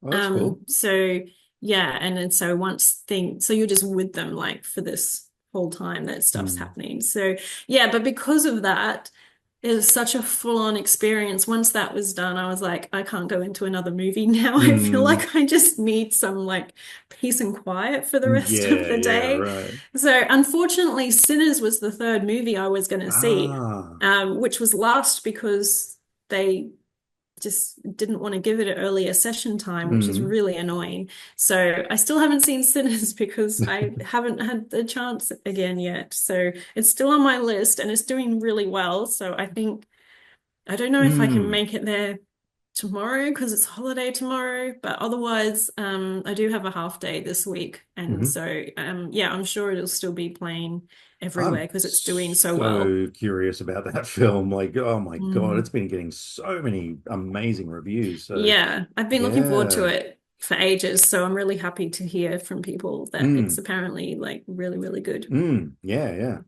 Mm. So the only other film that I watched, so because you decided that we would get into Final Destination with the new film coming out, Kylie was like, "All right, cool, we're gonna watch the whole lot over, the course of time." So, Oh, are you going to um, talk about that now?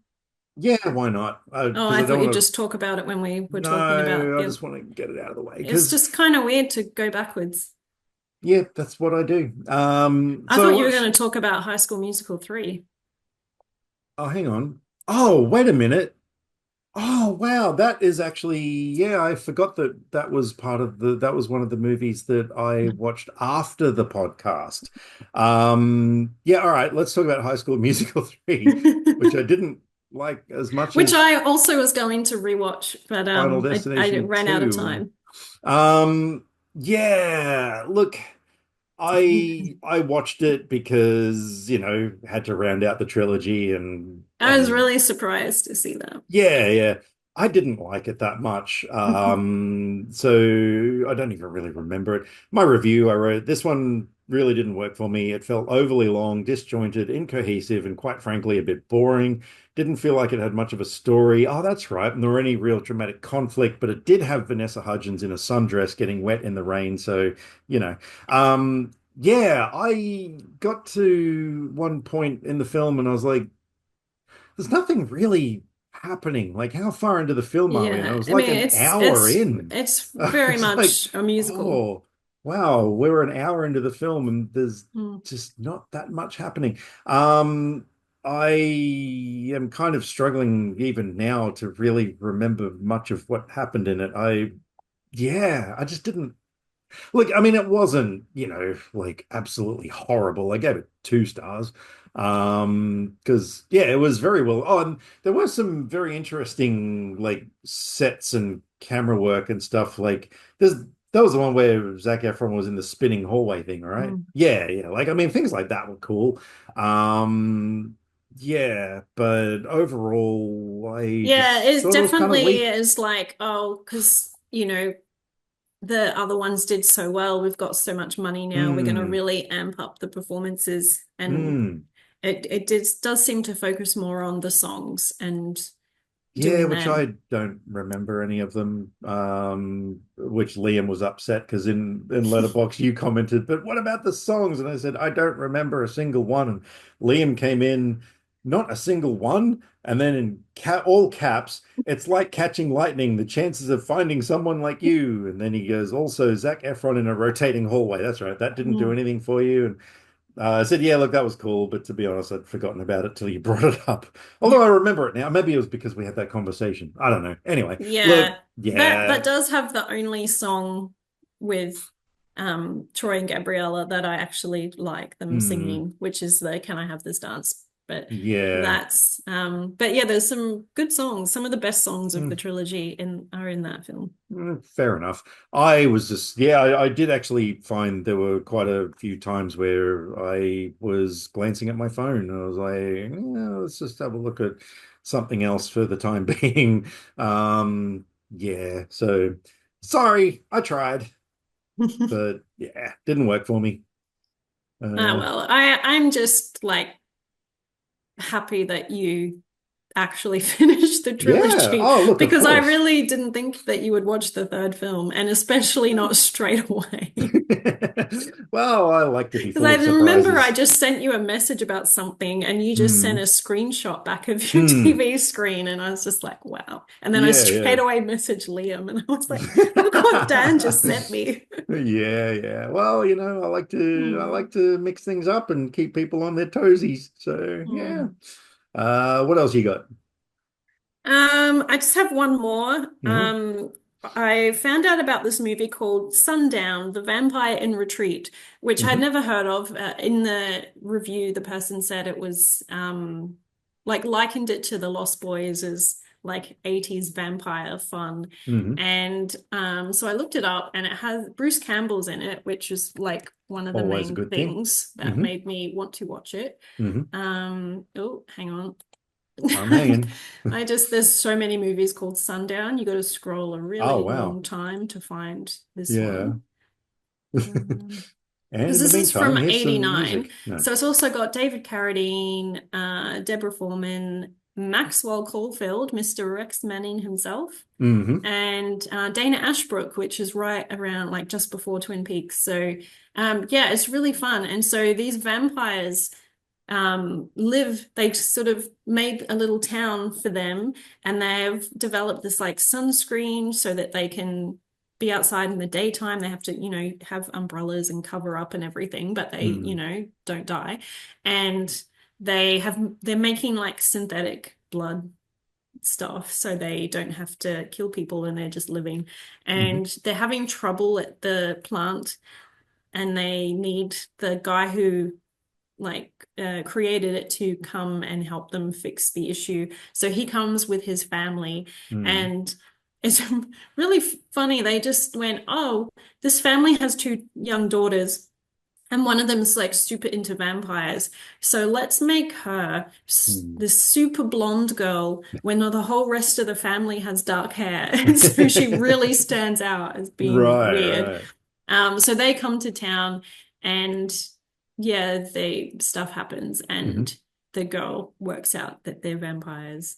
Okay. And Bruce Campbell is a Van Helsing. I think he's the grandson or nephew of the Van Helsing. Hmm. And he's traveling looking for this town and and there's a waitress at the diner who has a thing for him. Hmm. And then so there's that plot line going on. But Hmm. there's kind of a war between the vampires because there's a guy who thinks they, are being too nice and should do things differently. And then the head of the town is like against that. So Hmm. it's kind of like building to a vampire war, and then this family and Bruce Campbell are caught in it. But it's Right. super fun. It's one of those like Yeah, sounds like it. it's just a really good time. It's not Hmm. yeah, it's very light. So I Hmm. think it probably would be a good thing to watch with the Lost Boys, like Hmm. just as a fun vampire 80s double. Yeah, yeah, right. Okay. But yeah, not as good as the Lost Boys, but Yeah. it was a fun And time. was Bruce Campbell just like absolutely amazing as always? I mean, that He man can do no wrong, really. he was hilarious. Mm, Some of his like reactions, he's playing this kind of at times sort of a nervous, nerdy kind of character. And then there's that one time someone says something that's kind of a pun, and he just has this really big reaction mm. to the pun. So just yeah, he's a lot of fun. Okay. Yeah, yeah. So Um, yes, I recommend that. And that was, oh, I cool. had to rent it. I don't know if it's streaming anywhere. Hmm. Yeah, right. Well, look, no, I am going to talk about Final Destination 2 because I know we're going to get into the first one and we're going backwards, but I just kind of want to get this film out of the way because we sat down to watch it and I was kind of thinking to myself, like, I don't really remember what happens in this film. I knew that the opening scene of every one of these films is unforgettable. And so I knew there was the log truck thing. And that was all I could remember. But I said to Kylie, I was like, oh, okay, like, it's probably a case of, once I'm watching the film, it'll all come back to me. It didn't. Like, this was a really forgettable film. I thought it just it sort of felt unnecessary, it was just very much a cash grab on the first one. Some of the kill scenes were really amazing, like absolutely, so over the top that I was kind of giggling at them. But then some of them went a little bit too ridiculous and were just kind of like, yeah, really.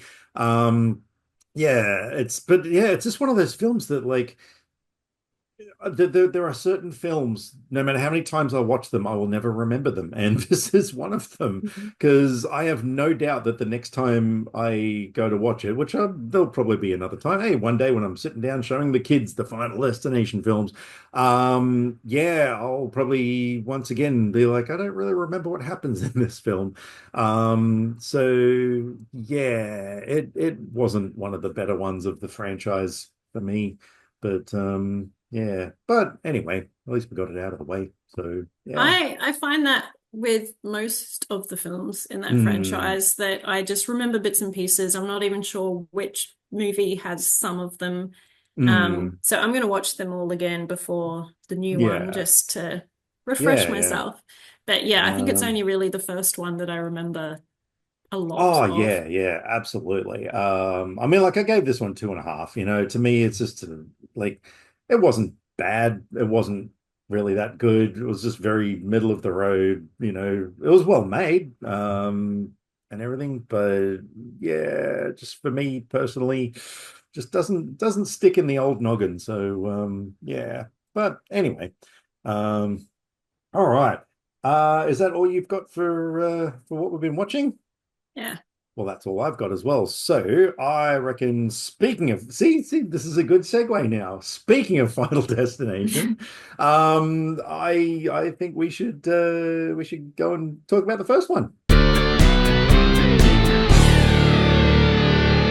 So Final Destination came out in the year 2000. We had a new millennium. We had a new type of horror film coming out because, I mean, 2000s horror films were just had such a distinct kind of vibe to them. But this was easily one of the absolute best ones. This was such a clever film. So it's basically about a teenage boy played by Devon Sawa, who he and his French class are going on a trip to Paris. But he has a premonition that the plane is going to explode. So he is in an absolute panic, gets ejected from the plane, including a handful of other students and a teacher. And then, of course, the plane actually does blow up, and he realizes that, yeah, like what he saw, every little detail was everything that was going to come true, including the baby being on board the plane. Which, yeah, they went there. And so then, of course, yeah, he kind of the people who got ejected from the plane start dying one by one, and it becomes apparent that death had a design. They were meant to die in a certain order, and so this group wants, with that knowledge, they figure out ways to try and cheat death. Some of them quite unsuccessfully. So I want to start off by saying I don't know if you're aware, but this film was based on an unmade X-Files episode. Did you know that? That sounds familiar. I think I might have heard So that. yeah, it was an episode called Flight 180, and so according to Wikipedia, the screenwriter wrote a spec script for the X-Files in 1994. He said he was actually flying home to Kentucky, and he read this story about a woman who was on vacation, and her mum called her and said, "Don't take the flight tomorrow. I have a really bad feeling about it." She switched flights, and the plane that she would have been on crashed. And so, yeah, it was an X-Files episode, but it never actually got produced. But then it was revamped by the writer as a feature. And so James Wong and Glenn Morgan, who were behind the X-Files, yeah, they decided to turn it into a film. I have actually read the script for Flight 180 is actually publicly available online. In various places. And yeah, I read it a long time ago, but yeah, I'm glad that it got turned into this film though. I think it worked a lot better as a feature film. And yeah, when it came out, my God, this thing was freaking huge. It was such a clever idea. It was one of those things where it was a fresh idea. It had never been done before. It was something unique. So yeah, I've always absolutely loved this film, and yeah, I'm pretty sure that you're in the same boat. Oh yeah. I know. I remember that was when Devon Sawa was still huge because from Mm, Casper, which was in 95, hmm and then he was in Now and then Night of the Twisters, which is this little, I don't know if it was a TV movie that I came across that was really fun because I, hmm love stuff with tornadoes. hmm And then Idle Hands. So then this, mm. so, yeah, it was like right, like peak Devon time. So, yeah, I was going to watch it just for that and also for being horror. But Mm, yeah, this movie is so much fun. I think this whole franchise is one of my favorites overall because even though not mm, all the films are good, like it's just generally a fun mm, thing. And, a lot of this is about the kills and how they're done. So you mm. always have, even in the lesser movies, some good things. So, Yeah, absolutely. And yeah, that's what I was saying about the second one. I thought some of the kills were absolutely amazing. Even though it just kind of, yeah, just repeated what we've seen before. But you know, I mean, but it's a fun lot of coming, franchises do that. yeah, it's Yeah. fun coming back to this because I Mm, have seen it like a number of times, but spaced out. So I hmm remember a lot from the film, but not a lot of all the connecting stuff around it. Like I had forgotten that Sean William Scott was in this Oh, okay. as that character because he was so huge in American Pie that Mm, I just always think of him as like a cool character. And so then when you see him yeah. play a character like this, Mm. it's still like, oh, this is kind of weird. Well, I looked at him and, here's this dude in a hockey jersey, a backwards baseball cap, and really long shorts. And I said to Kyle, I was like, oh my God, it's me. So I kind of related to him in this. But But yeah, I love the beginning of this movie, like that whole plane. oh, Like I forgot that the plane section goes on for so long, yeah, but I right, just right. think it's really fun. I don't know, there's Mm, something about like plane crashes in movies, I guess because it's such a terrifying thing. mm. And so to go through and see his vision and everything with it, Yeah, yeah, it's it's really really full on, isn't it? Like when mm. when the plane's actually like going through the explosion. It's there's some harrowing stuff in there. I do obviously you got to suspend disbelief because yeah, when you think about the time that it took for all that to happen, and then when they get ejected from the plane and they're, in the lobby or whatever and looking Yeah, out, like you're not meant to it be doesn't sitting take there that with your much time stopwatch. for yeah, yeah, exactly, but whatever. Because But yeah, otherwise it that would is, just be dragged out. but it is dragged out quite a bit. Like Yeah. there's a lot that happens Oh yeah, no, beforehand. they But they did a yeah, and great it's a job good there. suspense thing because you're just like, I know it's gonna happen and just waiting for it to happen. Mm, yeah, no, it was really, really cool. But yeah, I one of the things that absolutely stands out in this film, of course, is Tony Todd as William Bloodworth, the mortician, who, like, it's such a shame that we lost this guy because he was in this movie for what, a couple of minutes, but what he brought to it was just so memorable. That was one scene that, like, I will always remember every little detail of it. The way he delivers the lines, just the his persona, like, yeah, he was amazing. And I love that they brought him back for the second one as well. I mean, look, his character was just pure exposition. He didn't really serve much of a purpose other than that. But when you got someone that cool in there doing it, like, yeah, it's perfectly excusable, I think. Um, but yeah, what were some of your I mean, of the ones that we can talk about, some of your favorite kill scenes in Um, well, the obviously the bus one is it? one of those ones that I think sticks in everybody's mind. Oh, doesn't That's it? like Yeah. one of the big ones. Yeah, yeah. So that was fun. Hmm. I'm a Yeah. big fan of the Miss Luton, the teacher. Like that was Mm. that was a really majorly Oh, I brutal just scene. noticed this time that her name was Val. Oh, okay. Um, what does that mean? Val Luton, Yeah. What? movie guy. What? He, I'm so confused right now. Who's Val Luton? I don't know. um, film producer Oh, okay. and Because screenwriter, does a lot of low budget horror films. well, I Or did notice. did, I should say, because, Well, from the 40s and stuff. Because Sean William Scott's character, his surname was Hitchcock, Mm. and there was a Cheney. There was a few. Yeah, there Agent was Agent Shrek was one of the FBI guys, so I'm guessing that's a nod to. Um, there's a character in it. Browning, yeah. Yeah, there's a character So in it with the it's Browning. surname Murnau as well, Don't know who Rivers relates Murnau. to. I don't know, but there are a lot of nods to Yeah. like horror like filmmakers and stuff Hmm. like that, which I kind of thought that was the case when there was a character named Hitchcock. I was like, it's got to be a thing. Oh yeah, there's a Um, Larry Murnau. yeah, that's the one I just I said. didn't. Oh, sorry, I was just looking at these Yeah, no, that's things. okay. So But I yeah, didn't there's recognize Luton. I wasn't sure who that was. yeah, I Um, didn't realize, like, I didn't think about it until hmm. at one stage, I think one of the agents or something says about Val Lewton, and I was like, Yeah, yeah, oh. right. But no, I love it when they do that. Like it's a lot of fun when you're writing a script is coming up with character names that actually mean something, or in this case, just name them after a bunch of people. Like, yeah, it's always fun.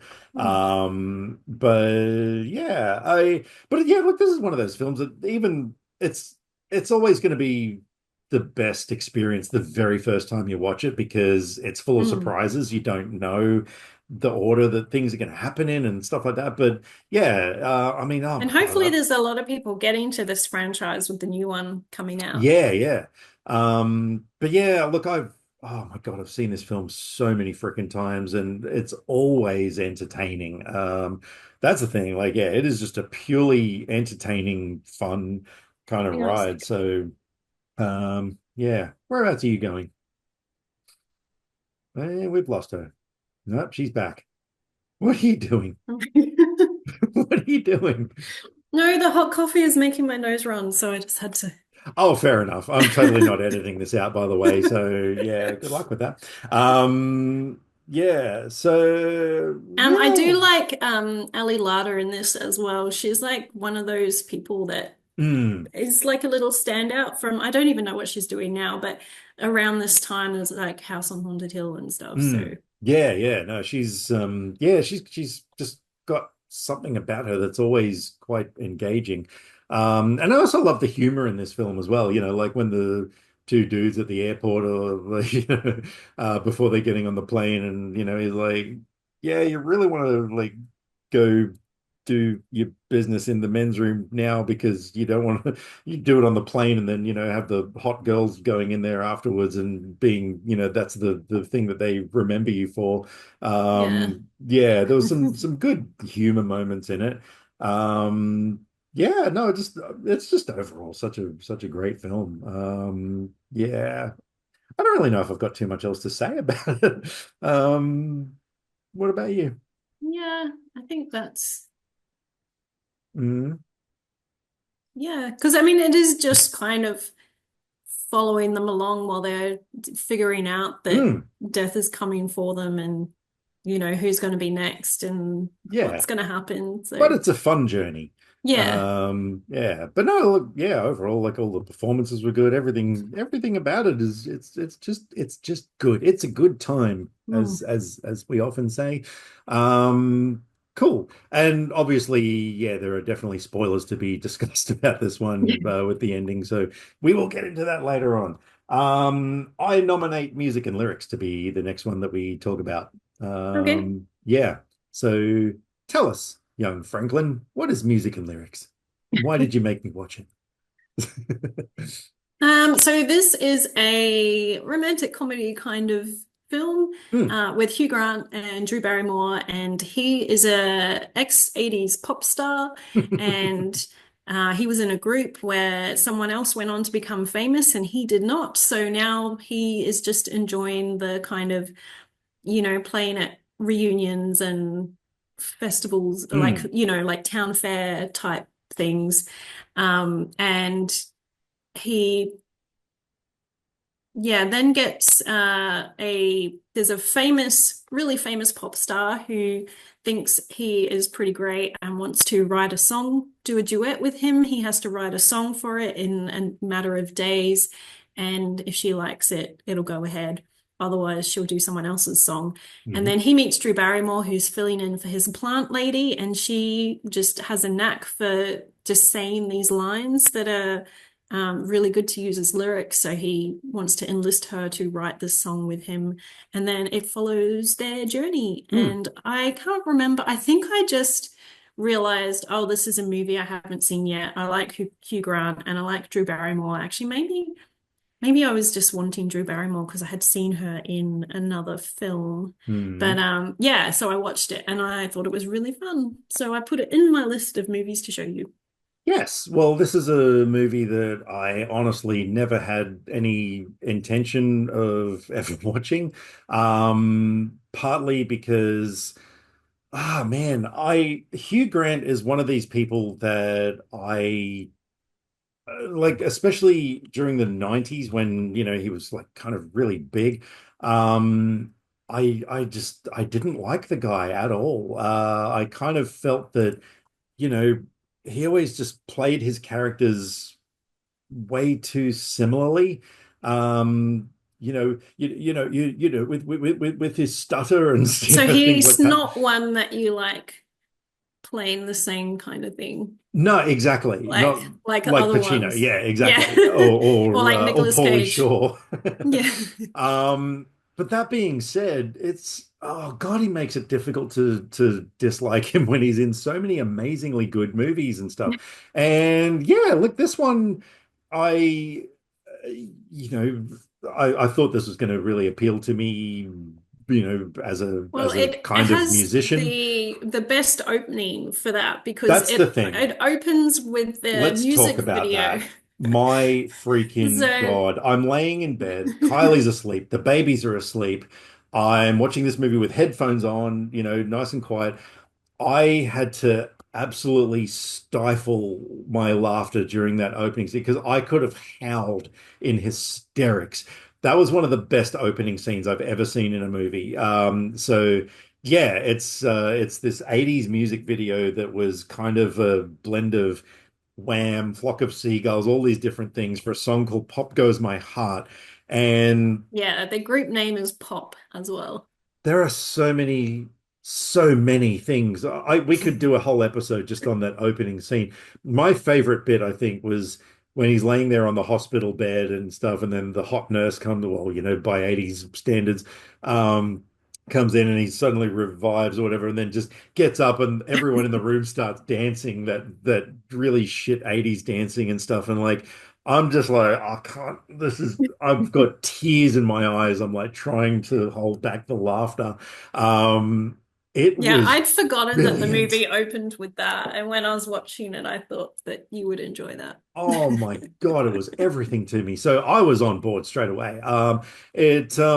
Yeah, then as it's going through, like, look, I definitely like the film. I gave it 3.5 stars. I would happily watch it again.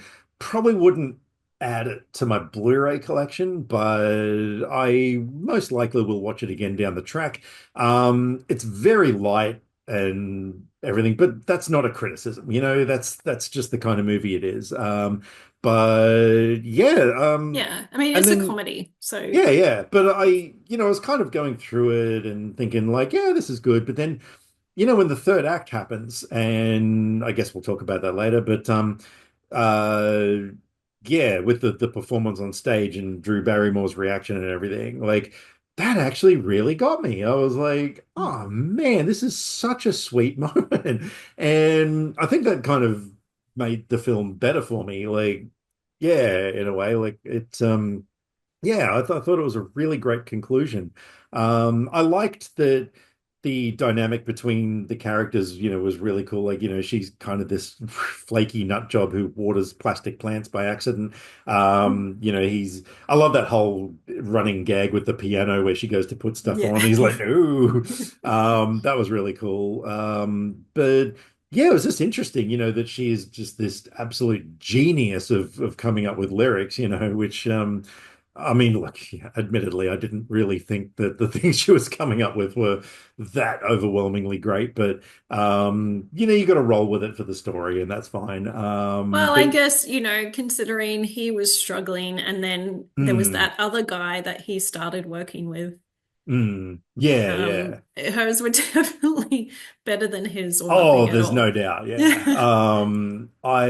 But yeah, I like that whole idea that, there can be someone who doesn't even realize that they're a natural at something, until it's kind of, drawn upon. So that was really interesting. I also liked the whole thing with her sister, who she was just like obsessed with pop when they were big, and yeah, so now her sister is like, sort of working with this guy that she's Yeah, idolized. And her reaction when she first finds out that she met him and could go see him perform that night. yeah, exactly. It's just like, God, we're going. I also loved her reaction when she finds out that her sister slept with him the first time. That was amazing. So yeah, no, she was really great. Yeah, no, there was like a lot of memorable side characters. I like that it kind of it was interesting that it kind of had this commentary that you got, was it Cora, the big pop star who's just like the biggest thing on the planet, but she is just like trash. She just is basically, she's only famous because she flaunts most of her body and all this sort of thing. But then you got that whole thing where pop were really big because they were kind of man-meat in a way. The like every time Hugh Grant's on stage and doing charity shows and stuff, like anytime he like turns around and wiggles his bum, like the crowds, all the middle-aged women are just absolutely fawning over him, and it's sort of, I thought that was kind of cool. Like that goes in the opposite of what you were saying before about how there was a lot of female nudity in so many films, but no, none of the males. And this one was kind of like, well, yeah, we do have all these female megastars now who have basically no talent, but a lot of TNA. But yeah, it was kind of the same with males, So yeah, that was a whole thing that maybe I'm going way too deep into this, but yeah, just something that I observed. Yeah. So yeah, I thought that was cool. But yeah, look, overall, yeah, I dug it. Yeah, I'm glad that I got to see it. Hmm. So thank you for I feel that. like it's a movie that's not talked about a Yeah. lot. Oh, yeah, I didn't So know anything about yeah. it going into it. Yeah, I'd heard of the name and I knew that Hugh Grant was in it, and that was probably why I didn't really look into it because I was like, oh, Hugh Grant's in it. Okay, yep, I'm out of here. But yeah, no, it was good. It was really good. So yeah, definitely Hmm. recommend it. Well, I'm glad you liked it. And I it's am too. interesting because you gave it the same rating as me, but you Mm. almost make it sound like, you know, the way you described, oh, I didn't think it was bad at all of this, whereas I'm like, this is really fun, 3.5 stars. Yeah, yeah, yeah. No, look, there was definitely enough going for it that I really enjoyed, and like I said, I would definitely watch it again. But yeah, it wasn't the sort of film that's going to change my life or anything. But Well, I mean, not every film needs to change your life. exactly, yeah. Romantic comedy is going to be throwing to find a film that Mm. changes your life because Okay, that it's was just a bad made to choice be of fun. words. Yeah, it Yeah. was a, that was I'm just throwing words into the salad here. Yeah. All right. Did you have anything else you wanted to say about music and lyrics? I don't think so. It's a Because nice Frankie Goes to Hollywood. oh I yes, that I was that was watched a this. thing. My parents were here because house renovations. Hmm. So they were there when I was watching it, and my mum laughed when they said that, and I think Mm. it's because she knows I do this. Yeah, yeah, yeah. I had a little chuckle myself as well, saying, "Hey, that's us." Mm. Except we sort of, ripped off their name. But anyway, Yeah, well. um, all right. Well, what do you reckon? Shall we get sucked into the black hole then? Yeah. Ah, all right. This is the segment that's going to turn this into a 5-hour episode. No, Well. I am going to do my absolute best to not do that. All right. This is a Disney film that came out in 1979, 2 years after Star Wars. It was hot on its heels. And it's about the explorer craft USS Palomino returning to Earth after a fruitless 18-month search for extraterrestrial life when the crew comes upon a supposedly lost ship, the USS Cygnus, hovering near a black hole. The ship is controlled by Dr. Hans Reinhardt and his monstrous robot companion, but the initial wonderment and awe the Palomino crew feel for the ship and its resistance to the power of the black hole turn to horror as they uncover Reinhardt's plans. Um, I can't even quantify in words how obsessed I was as a kid when this movie came out. I mean, I was 6 years old. I, you know, oh my God, I had coloring books. I had like the little mini vinyl record and storybook. I actually had this thing, and I've never heard of this being done other than this one thing, but it was a double vinyl LP set, like full-size records, and it was basically an abridged version of the film. It, had the music and dialogue and everything of the film, cut down, but um, why would they do that? Like, that's just kind of weird, isn't it? Um, Well, I mean, it is like a professional version of what I did when I was a kid once and recorded a movie onto a cassette tape so I could that's listen right. to it and picture it in my head. Yeah, yeah. Well, I had this thing. Yeah, even now to this day, like up on my shelf there, I've got a Vincent and Maximilian Pop vinyl. This film was so much to me as a kid. I didn't even notice at the time how much it ripped off Star Wars. You've got like so one of the characters, Dr. Kate McRae, she has ESP where she can communicate with people through telepathy. Oh, that's not at all like the Force, is it?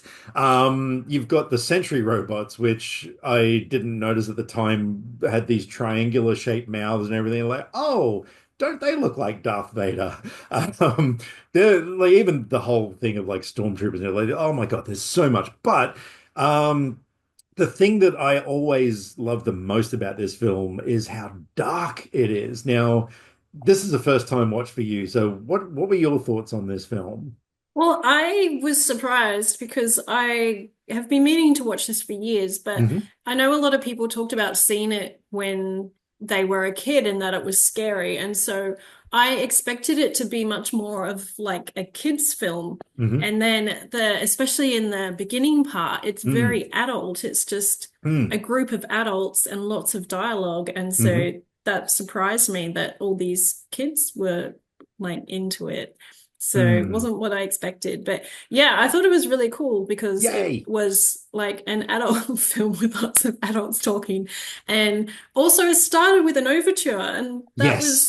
2.5 minutes that of was music. surprising. And Mm. then I always feel a little bit of a thing when I start a movie like that though, because I've got that copy of Rosemary's Baby on DVD Mm. where I thought it was starting with a black screen and then realized, no, it's just something wrong with the disc and there's no picture.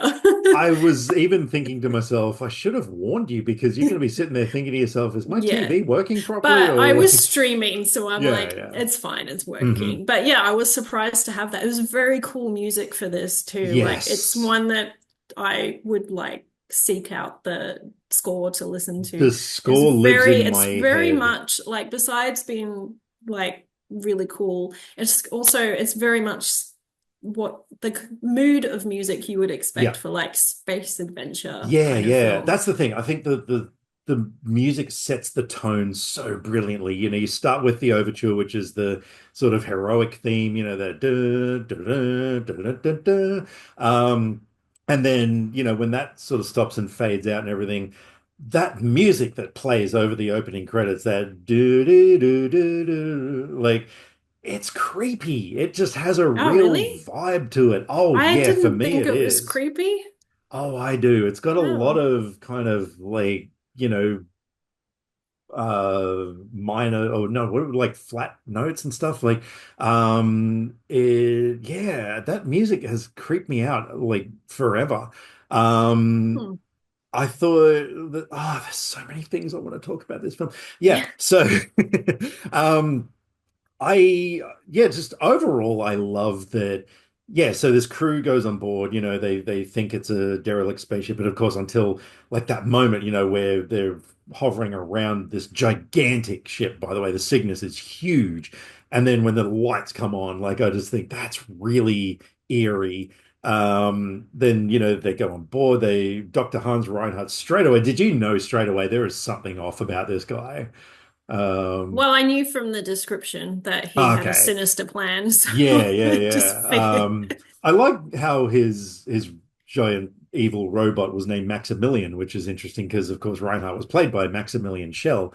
But yeah, that's the thing. Like the cast in this film, Maximilian Schell, Anthony Perkins is in this, It Robert felt Forster, very Ernest Borgnine. theatrical, like as in Hmm. the theater, I mean, Yeah, yeah, like a right. play, like the Hmm. way that people were speaking just Okay, felt interesting. Yeah, um right.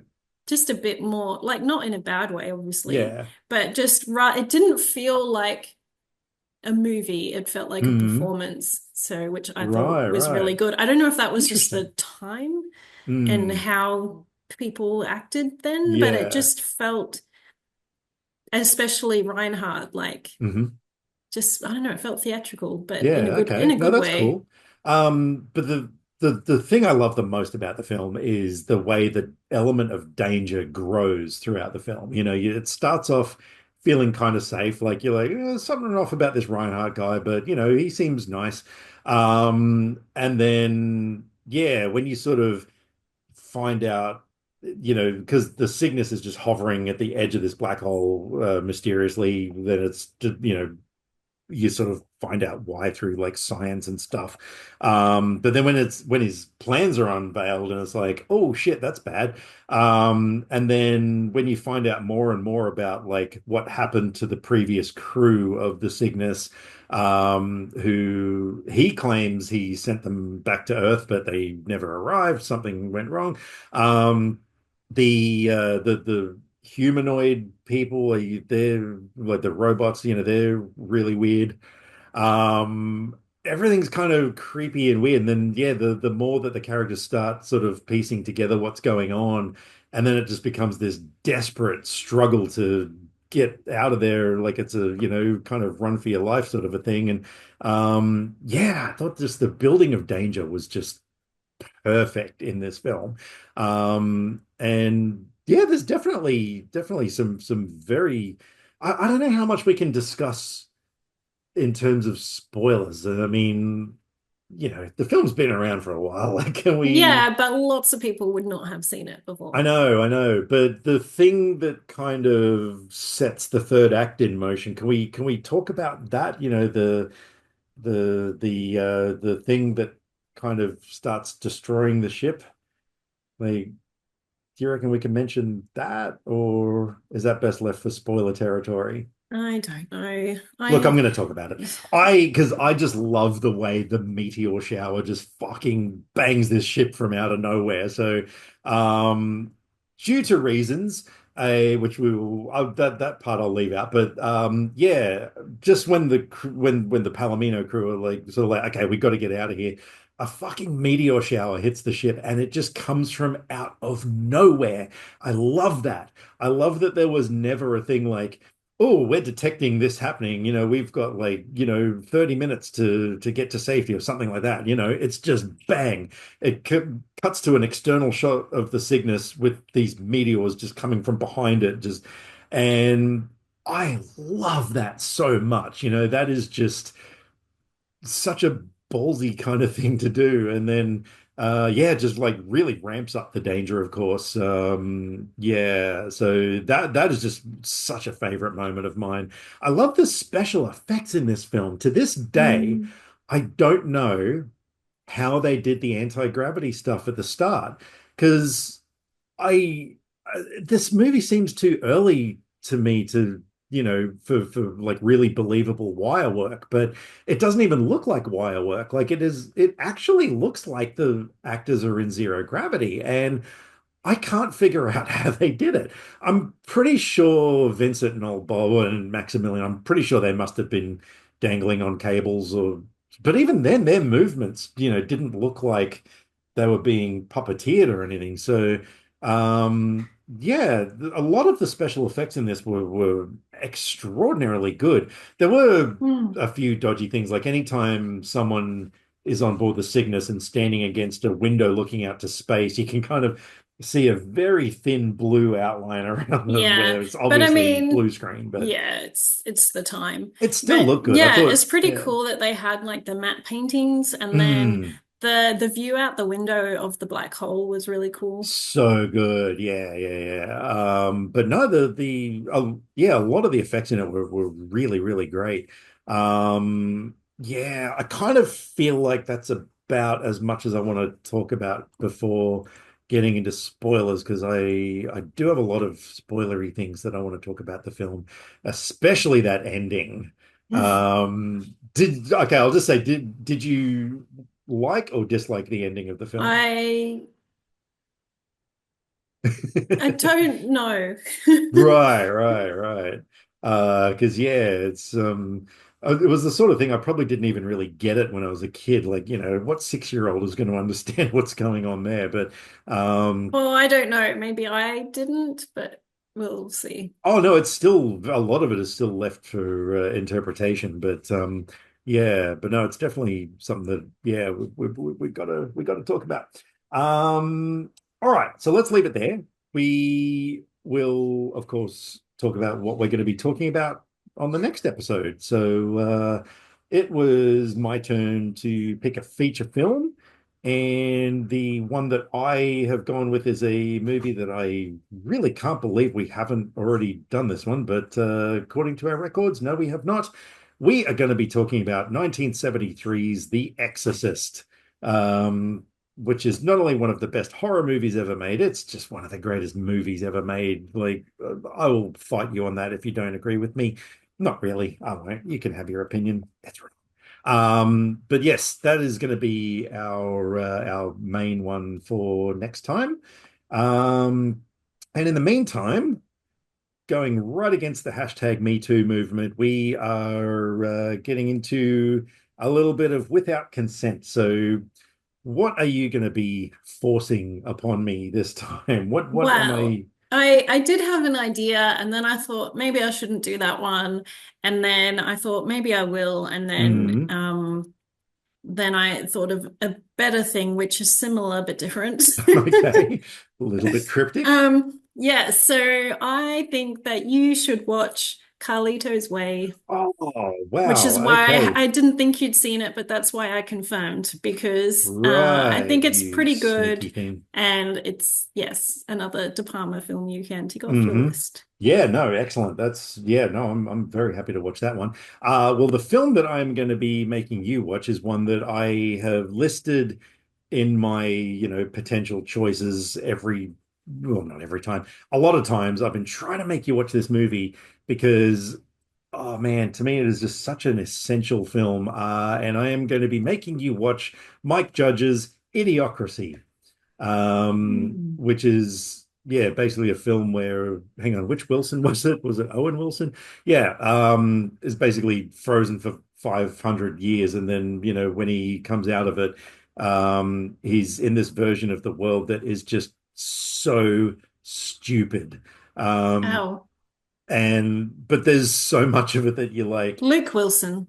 Oh, Luke. Oh, that's right. Yeah, of course it was. I even had his image in my head, and I'm like, which Wilson's that? There's so much of this film that you're like, no, that's not 500 years. That's like 5 years in the future. But yeah, it's absolutely hilarious. It is so clever, as a lot of Mike Judge's, social commentary stuff is. But yeah, I just feel like it is such an important movie to watch, and especially in this day and age where we've got like a ex-reality TV show host as the president of the United States. I think in this one, was it he was like an ex-porn star or something? Yeah, no, it's something that And you need to mm, see. So yeah. So that's quite a mix of films we it's a have then. really big mix of films. So stay tuned next time in a fortnight where we will be discussing The Exorcist, Carlito's Way, and Idiocracy. Which is good. It's cool having a mixed bag. I like it. All right. We're going to be out of here. We're going to get into spoiler territory as far as the feature films. So, for anyone who does not want to hear spoilers for any of those films, this is where we love you and leave you. Stay safe, watch lots of movies. Bye for now. For everyone else, let's jump into the jacuzzi of Spoilerville.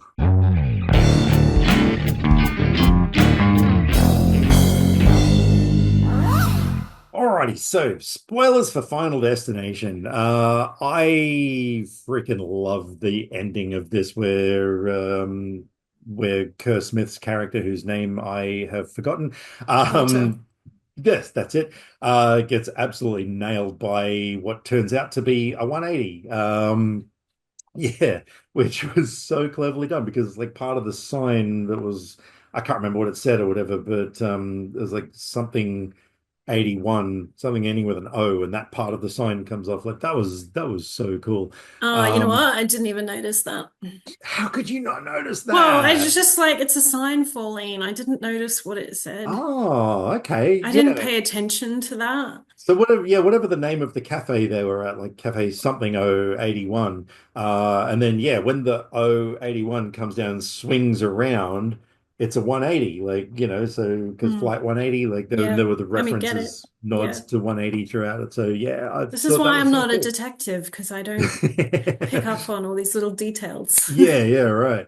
And I like that it left it ambiguous as to what happened to, well, I guess the last two characters were Alex and Clea, which is, well, why would you call your kid Clea, honestly? Just Hmm. say Claire, like a normal person. I didn't even Um, know that was her name because it sounded like everyone was saying Claire. I think that's one of those Americans say names differently. I thought her name was yeah, Claire. but there is a bit in the film. Oh, I think when he's looking at the map of who, because it's actually written what her name was. Because yeah, the very first time I ever saw her, I was like, wow, they're saying Claire in a weird way. But then it shows her name. I was like, her name is Clear Rivers. Like, okay, fair enough, whatever. Yeah.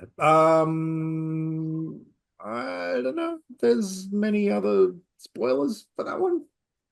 Um, None that I can think Not of. really. Yeah, cool It's ending. just all the deaths. Yeah. Yeah, yeah, yeah. All right, music and lyrics. Did I say I had said I had something for that one? What did I have for that one? I can't. Oh yeah, no, the yeah. So the third act where Drew Barrymore like goes along with her sister and everyone to see a Cora performance, and she thinks that they're going to be doing this song that she had co-written, and they're all excited. Like she's got the nieces and nephews and everything there. And so yeah, she's expecting that it's going to be announced that like Alex and Sophie wrote this song, but then it's they say, "Oh, this is a song by Alex Fletcher," and she's like, "Okay, I can't deal with this," and so she's about to leave, and then yeah, that song that he comes up with that he wrote for her, like to kind of win her back in a way, like, oh yeah, that bit was the bit that I was like, that is really cool. I'm feeling it right now. So yeah, I dug that. And It's yeah, just what these movies want to do. exactly. So yeah, no, that whole ending I thought was yeah, it was I thought it nice. was interesting that Cora was like this particular kind of character, and then Hmm.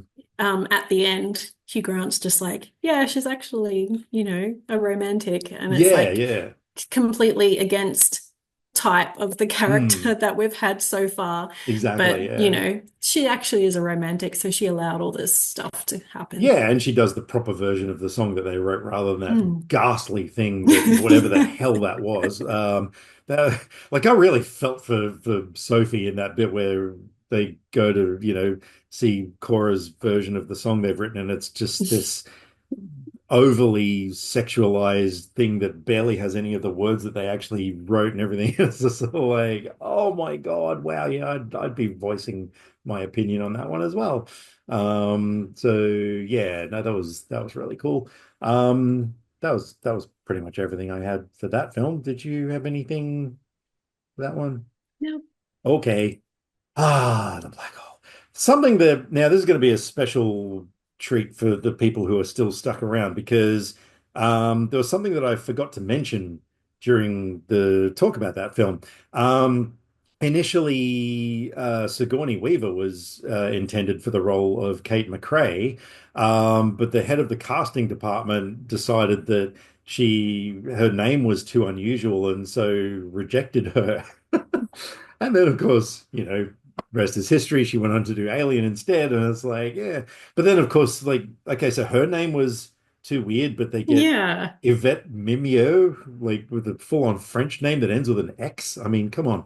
Um, so once everyone had been cast, except for that role, they got someone named Jennifer O'Neill, who was cast, but they said that she had to cut her hair because of the anti-grav scenes were going to be too hard to do her hair. So she was initially hesitant, but she eventually agreed, got her personal hairstylist, Vidal Sassoon, into the studio to do her hair, but she had consumed multiple glasses of wine to calm herself during the cutting of her hair. And then when she left the studio, she got into a car accident that hospitalized her. And so she was out of the running. And so Wow. Yvette Mimieux was eventually cast. So yeah, that was kind of a cursed role in a way. Hmm. Um, I just remembered something else I was going to mention. yeah. Robert Forster Yeah. was very, like, at certain times, he really made me think of Kyle Chandler. And I Okay. Yeah. just Yeah. now, I'm like, I can imagine Kyle Chandler being the captain if they were Yeah. going Yeah. to do a version of Oh, that now. look, this is one film that as much as I love it, I reckon it could benefit so well from a remake. I would be so into the idea of a remake of that film. Hang on, Wikipedia's got a thing, possible remake. Hang on. Oh, Joseph Kosinski, who had done Ooh. Tron Legacy, was in talks to direct a remake. Let's just go. In June 2022, Kaczynski revealed that the project was initially cancelled due to having numerous similarities to Christopher Nolan's Interstellar. However, he expressed hope at reviving it in the future. There you go. Christopher Nolan killed my hopes and dreams of a black hole remake. Thanks. I think that's a cop out. That's not like Interstellar. Well, I'm just saying what I'm reading. Um, So this falls under the how can you do any movie with aliens? yeah, or an exorcism film, or like, yeah. Yeah. Well, no, I because don't I Interstellar didn't had want the to black go there hole, though. because lots of people. Yeah, but so what? Yeah. So now that Interstellar exists, you can't do any movie about a black hole Nope. because No, no, everything around the you're black banned. hole is different. No, you can't do it. I thought, like I say, some of the things in this film that kind of really spooked me as a kid were when Dr. Durant, played by Anthony Perkins, gets massacred by Maximilian's spinning hand blade thing. I know you don't really, it's not very explicit, but Mm. yeah, that still messed me up a bit as a kid. Um, I only found out last night. So, of course, yeah, it's revealed that all of these humanoid robots are actually the previous crew, who have been basically brain zapped into becoming mindless drones. And so, yeah, just before Durant gets killed, like he learns what has happened, and he goes and takes the faceplate off one, and that bit fucking scared the shit out of me as a kid. I know it's not anything that over the top, but like just that zombified face, which I only found out last night was the director of the film, Gary Nelson.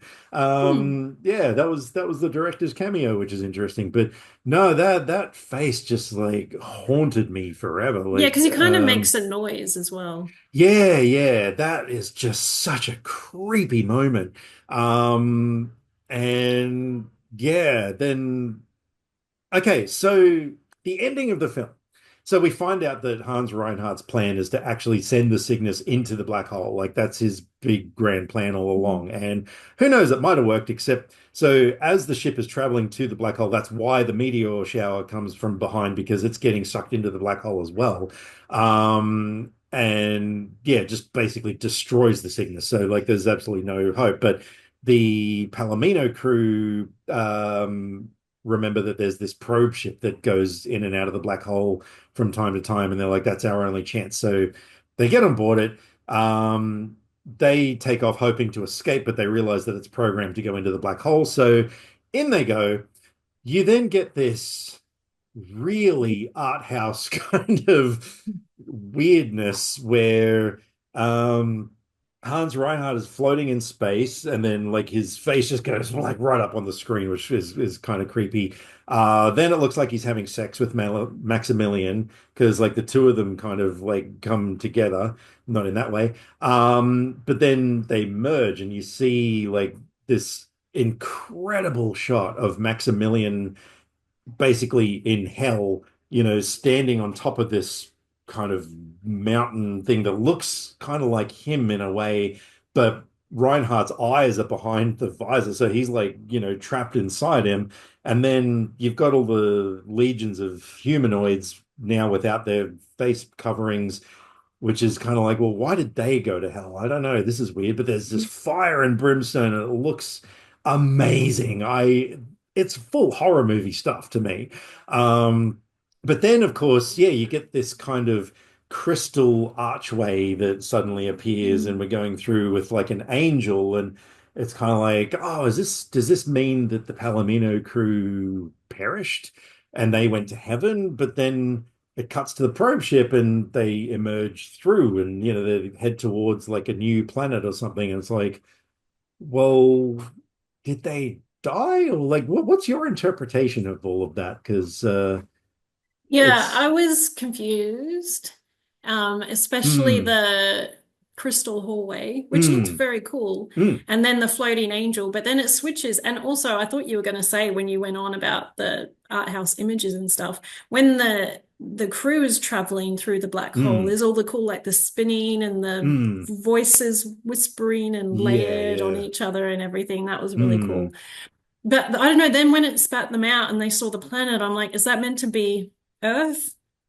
But then that's very mm, coincidental if they end up, because then I was like, well, if they end up somewhere else in space, who knows where they are? They're in this Mm. tiny ship with no supplies. So Yeah, yeah. It's like is this planet they're going to? Is that like, somewhere hospitable? Like, there's so many questions, but I almost kind of wish that they had left it at the crystal corridor with the angel going through roll credits, I yeah, because it would have been kind of a very diplomatic way to tell the kiddies, like, these people that we've been going on this journey with and these beloved characters that you love so much and everything, they're dead now. So yeah, but yeah, it was an interesting ending, that's for sure. Like, it wasn't Mm. anything, that you kind of really expect. Like, it had a very different tone to the rest of the film, I thought, but not I in a guess, I critical mean, way. how else could you end it? Mm, Like, mm, they yeah, couldn't yeah. really escape the black hole. And then if Mm, you survive going through a black hole, you're going to end up in some like random place in space. So you can't mm. really do anything much with that. So Yeah, yeah, true. they are Um, doomed either way, exactly. I think that's unless the all. planet has, is like Earth 2 and Yeah. has like oxygen and vegetation and whatever so that they can Hmm. survive. But then there's only three of them. So it's, and she's not a young lady. So it's Hey, going to be four of very them. hard for them to Vincent's a crew continue on. member. Yeah, not a human that can Yeah. reproduce. Cool. All right. Well, I reckon that wraps it up. So we're going to get out of here. Thank you, everybody, for sticking around. Thank you for listening to another fun-filled episode that's been full of fun. And that's usually what fun-filled things are. We're going to see you Yeah. next time for the movies that we talked about. Stay safe. Watch lots of movies. Bye for now.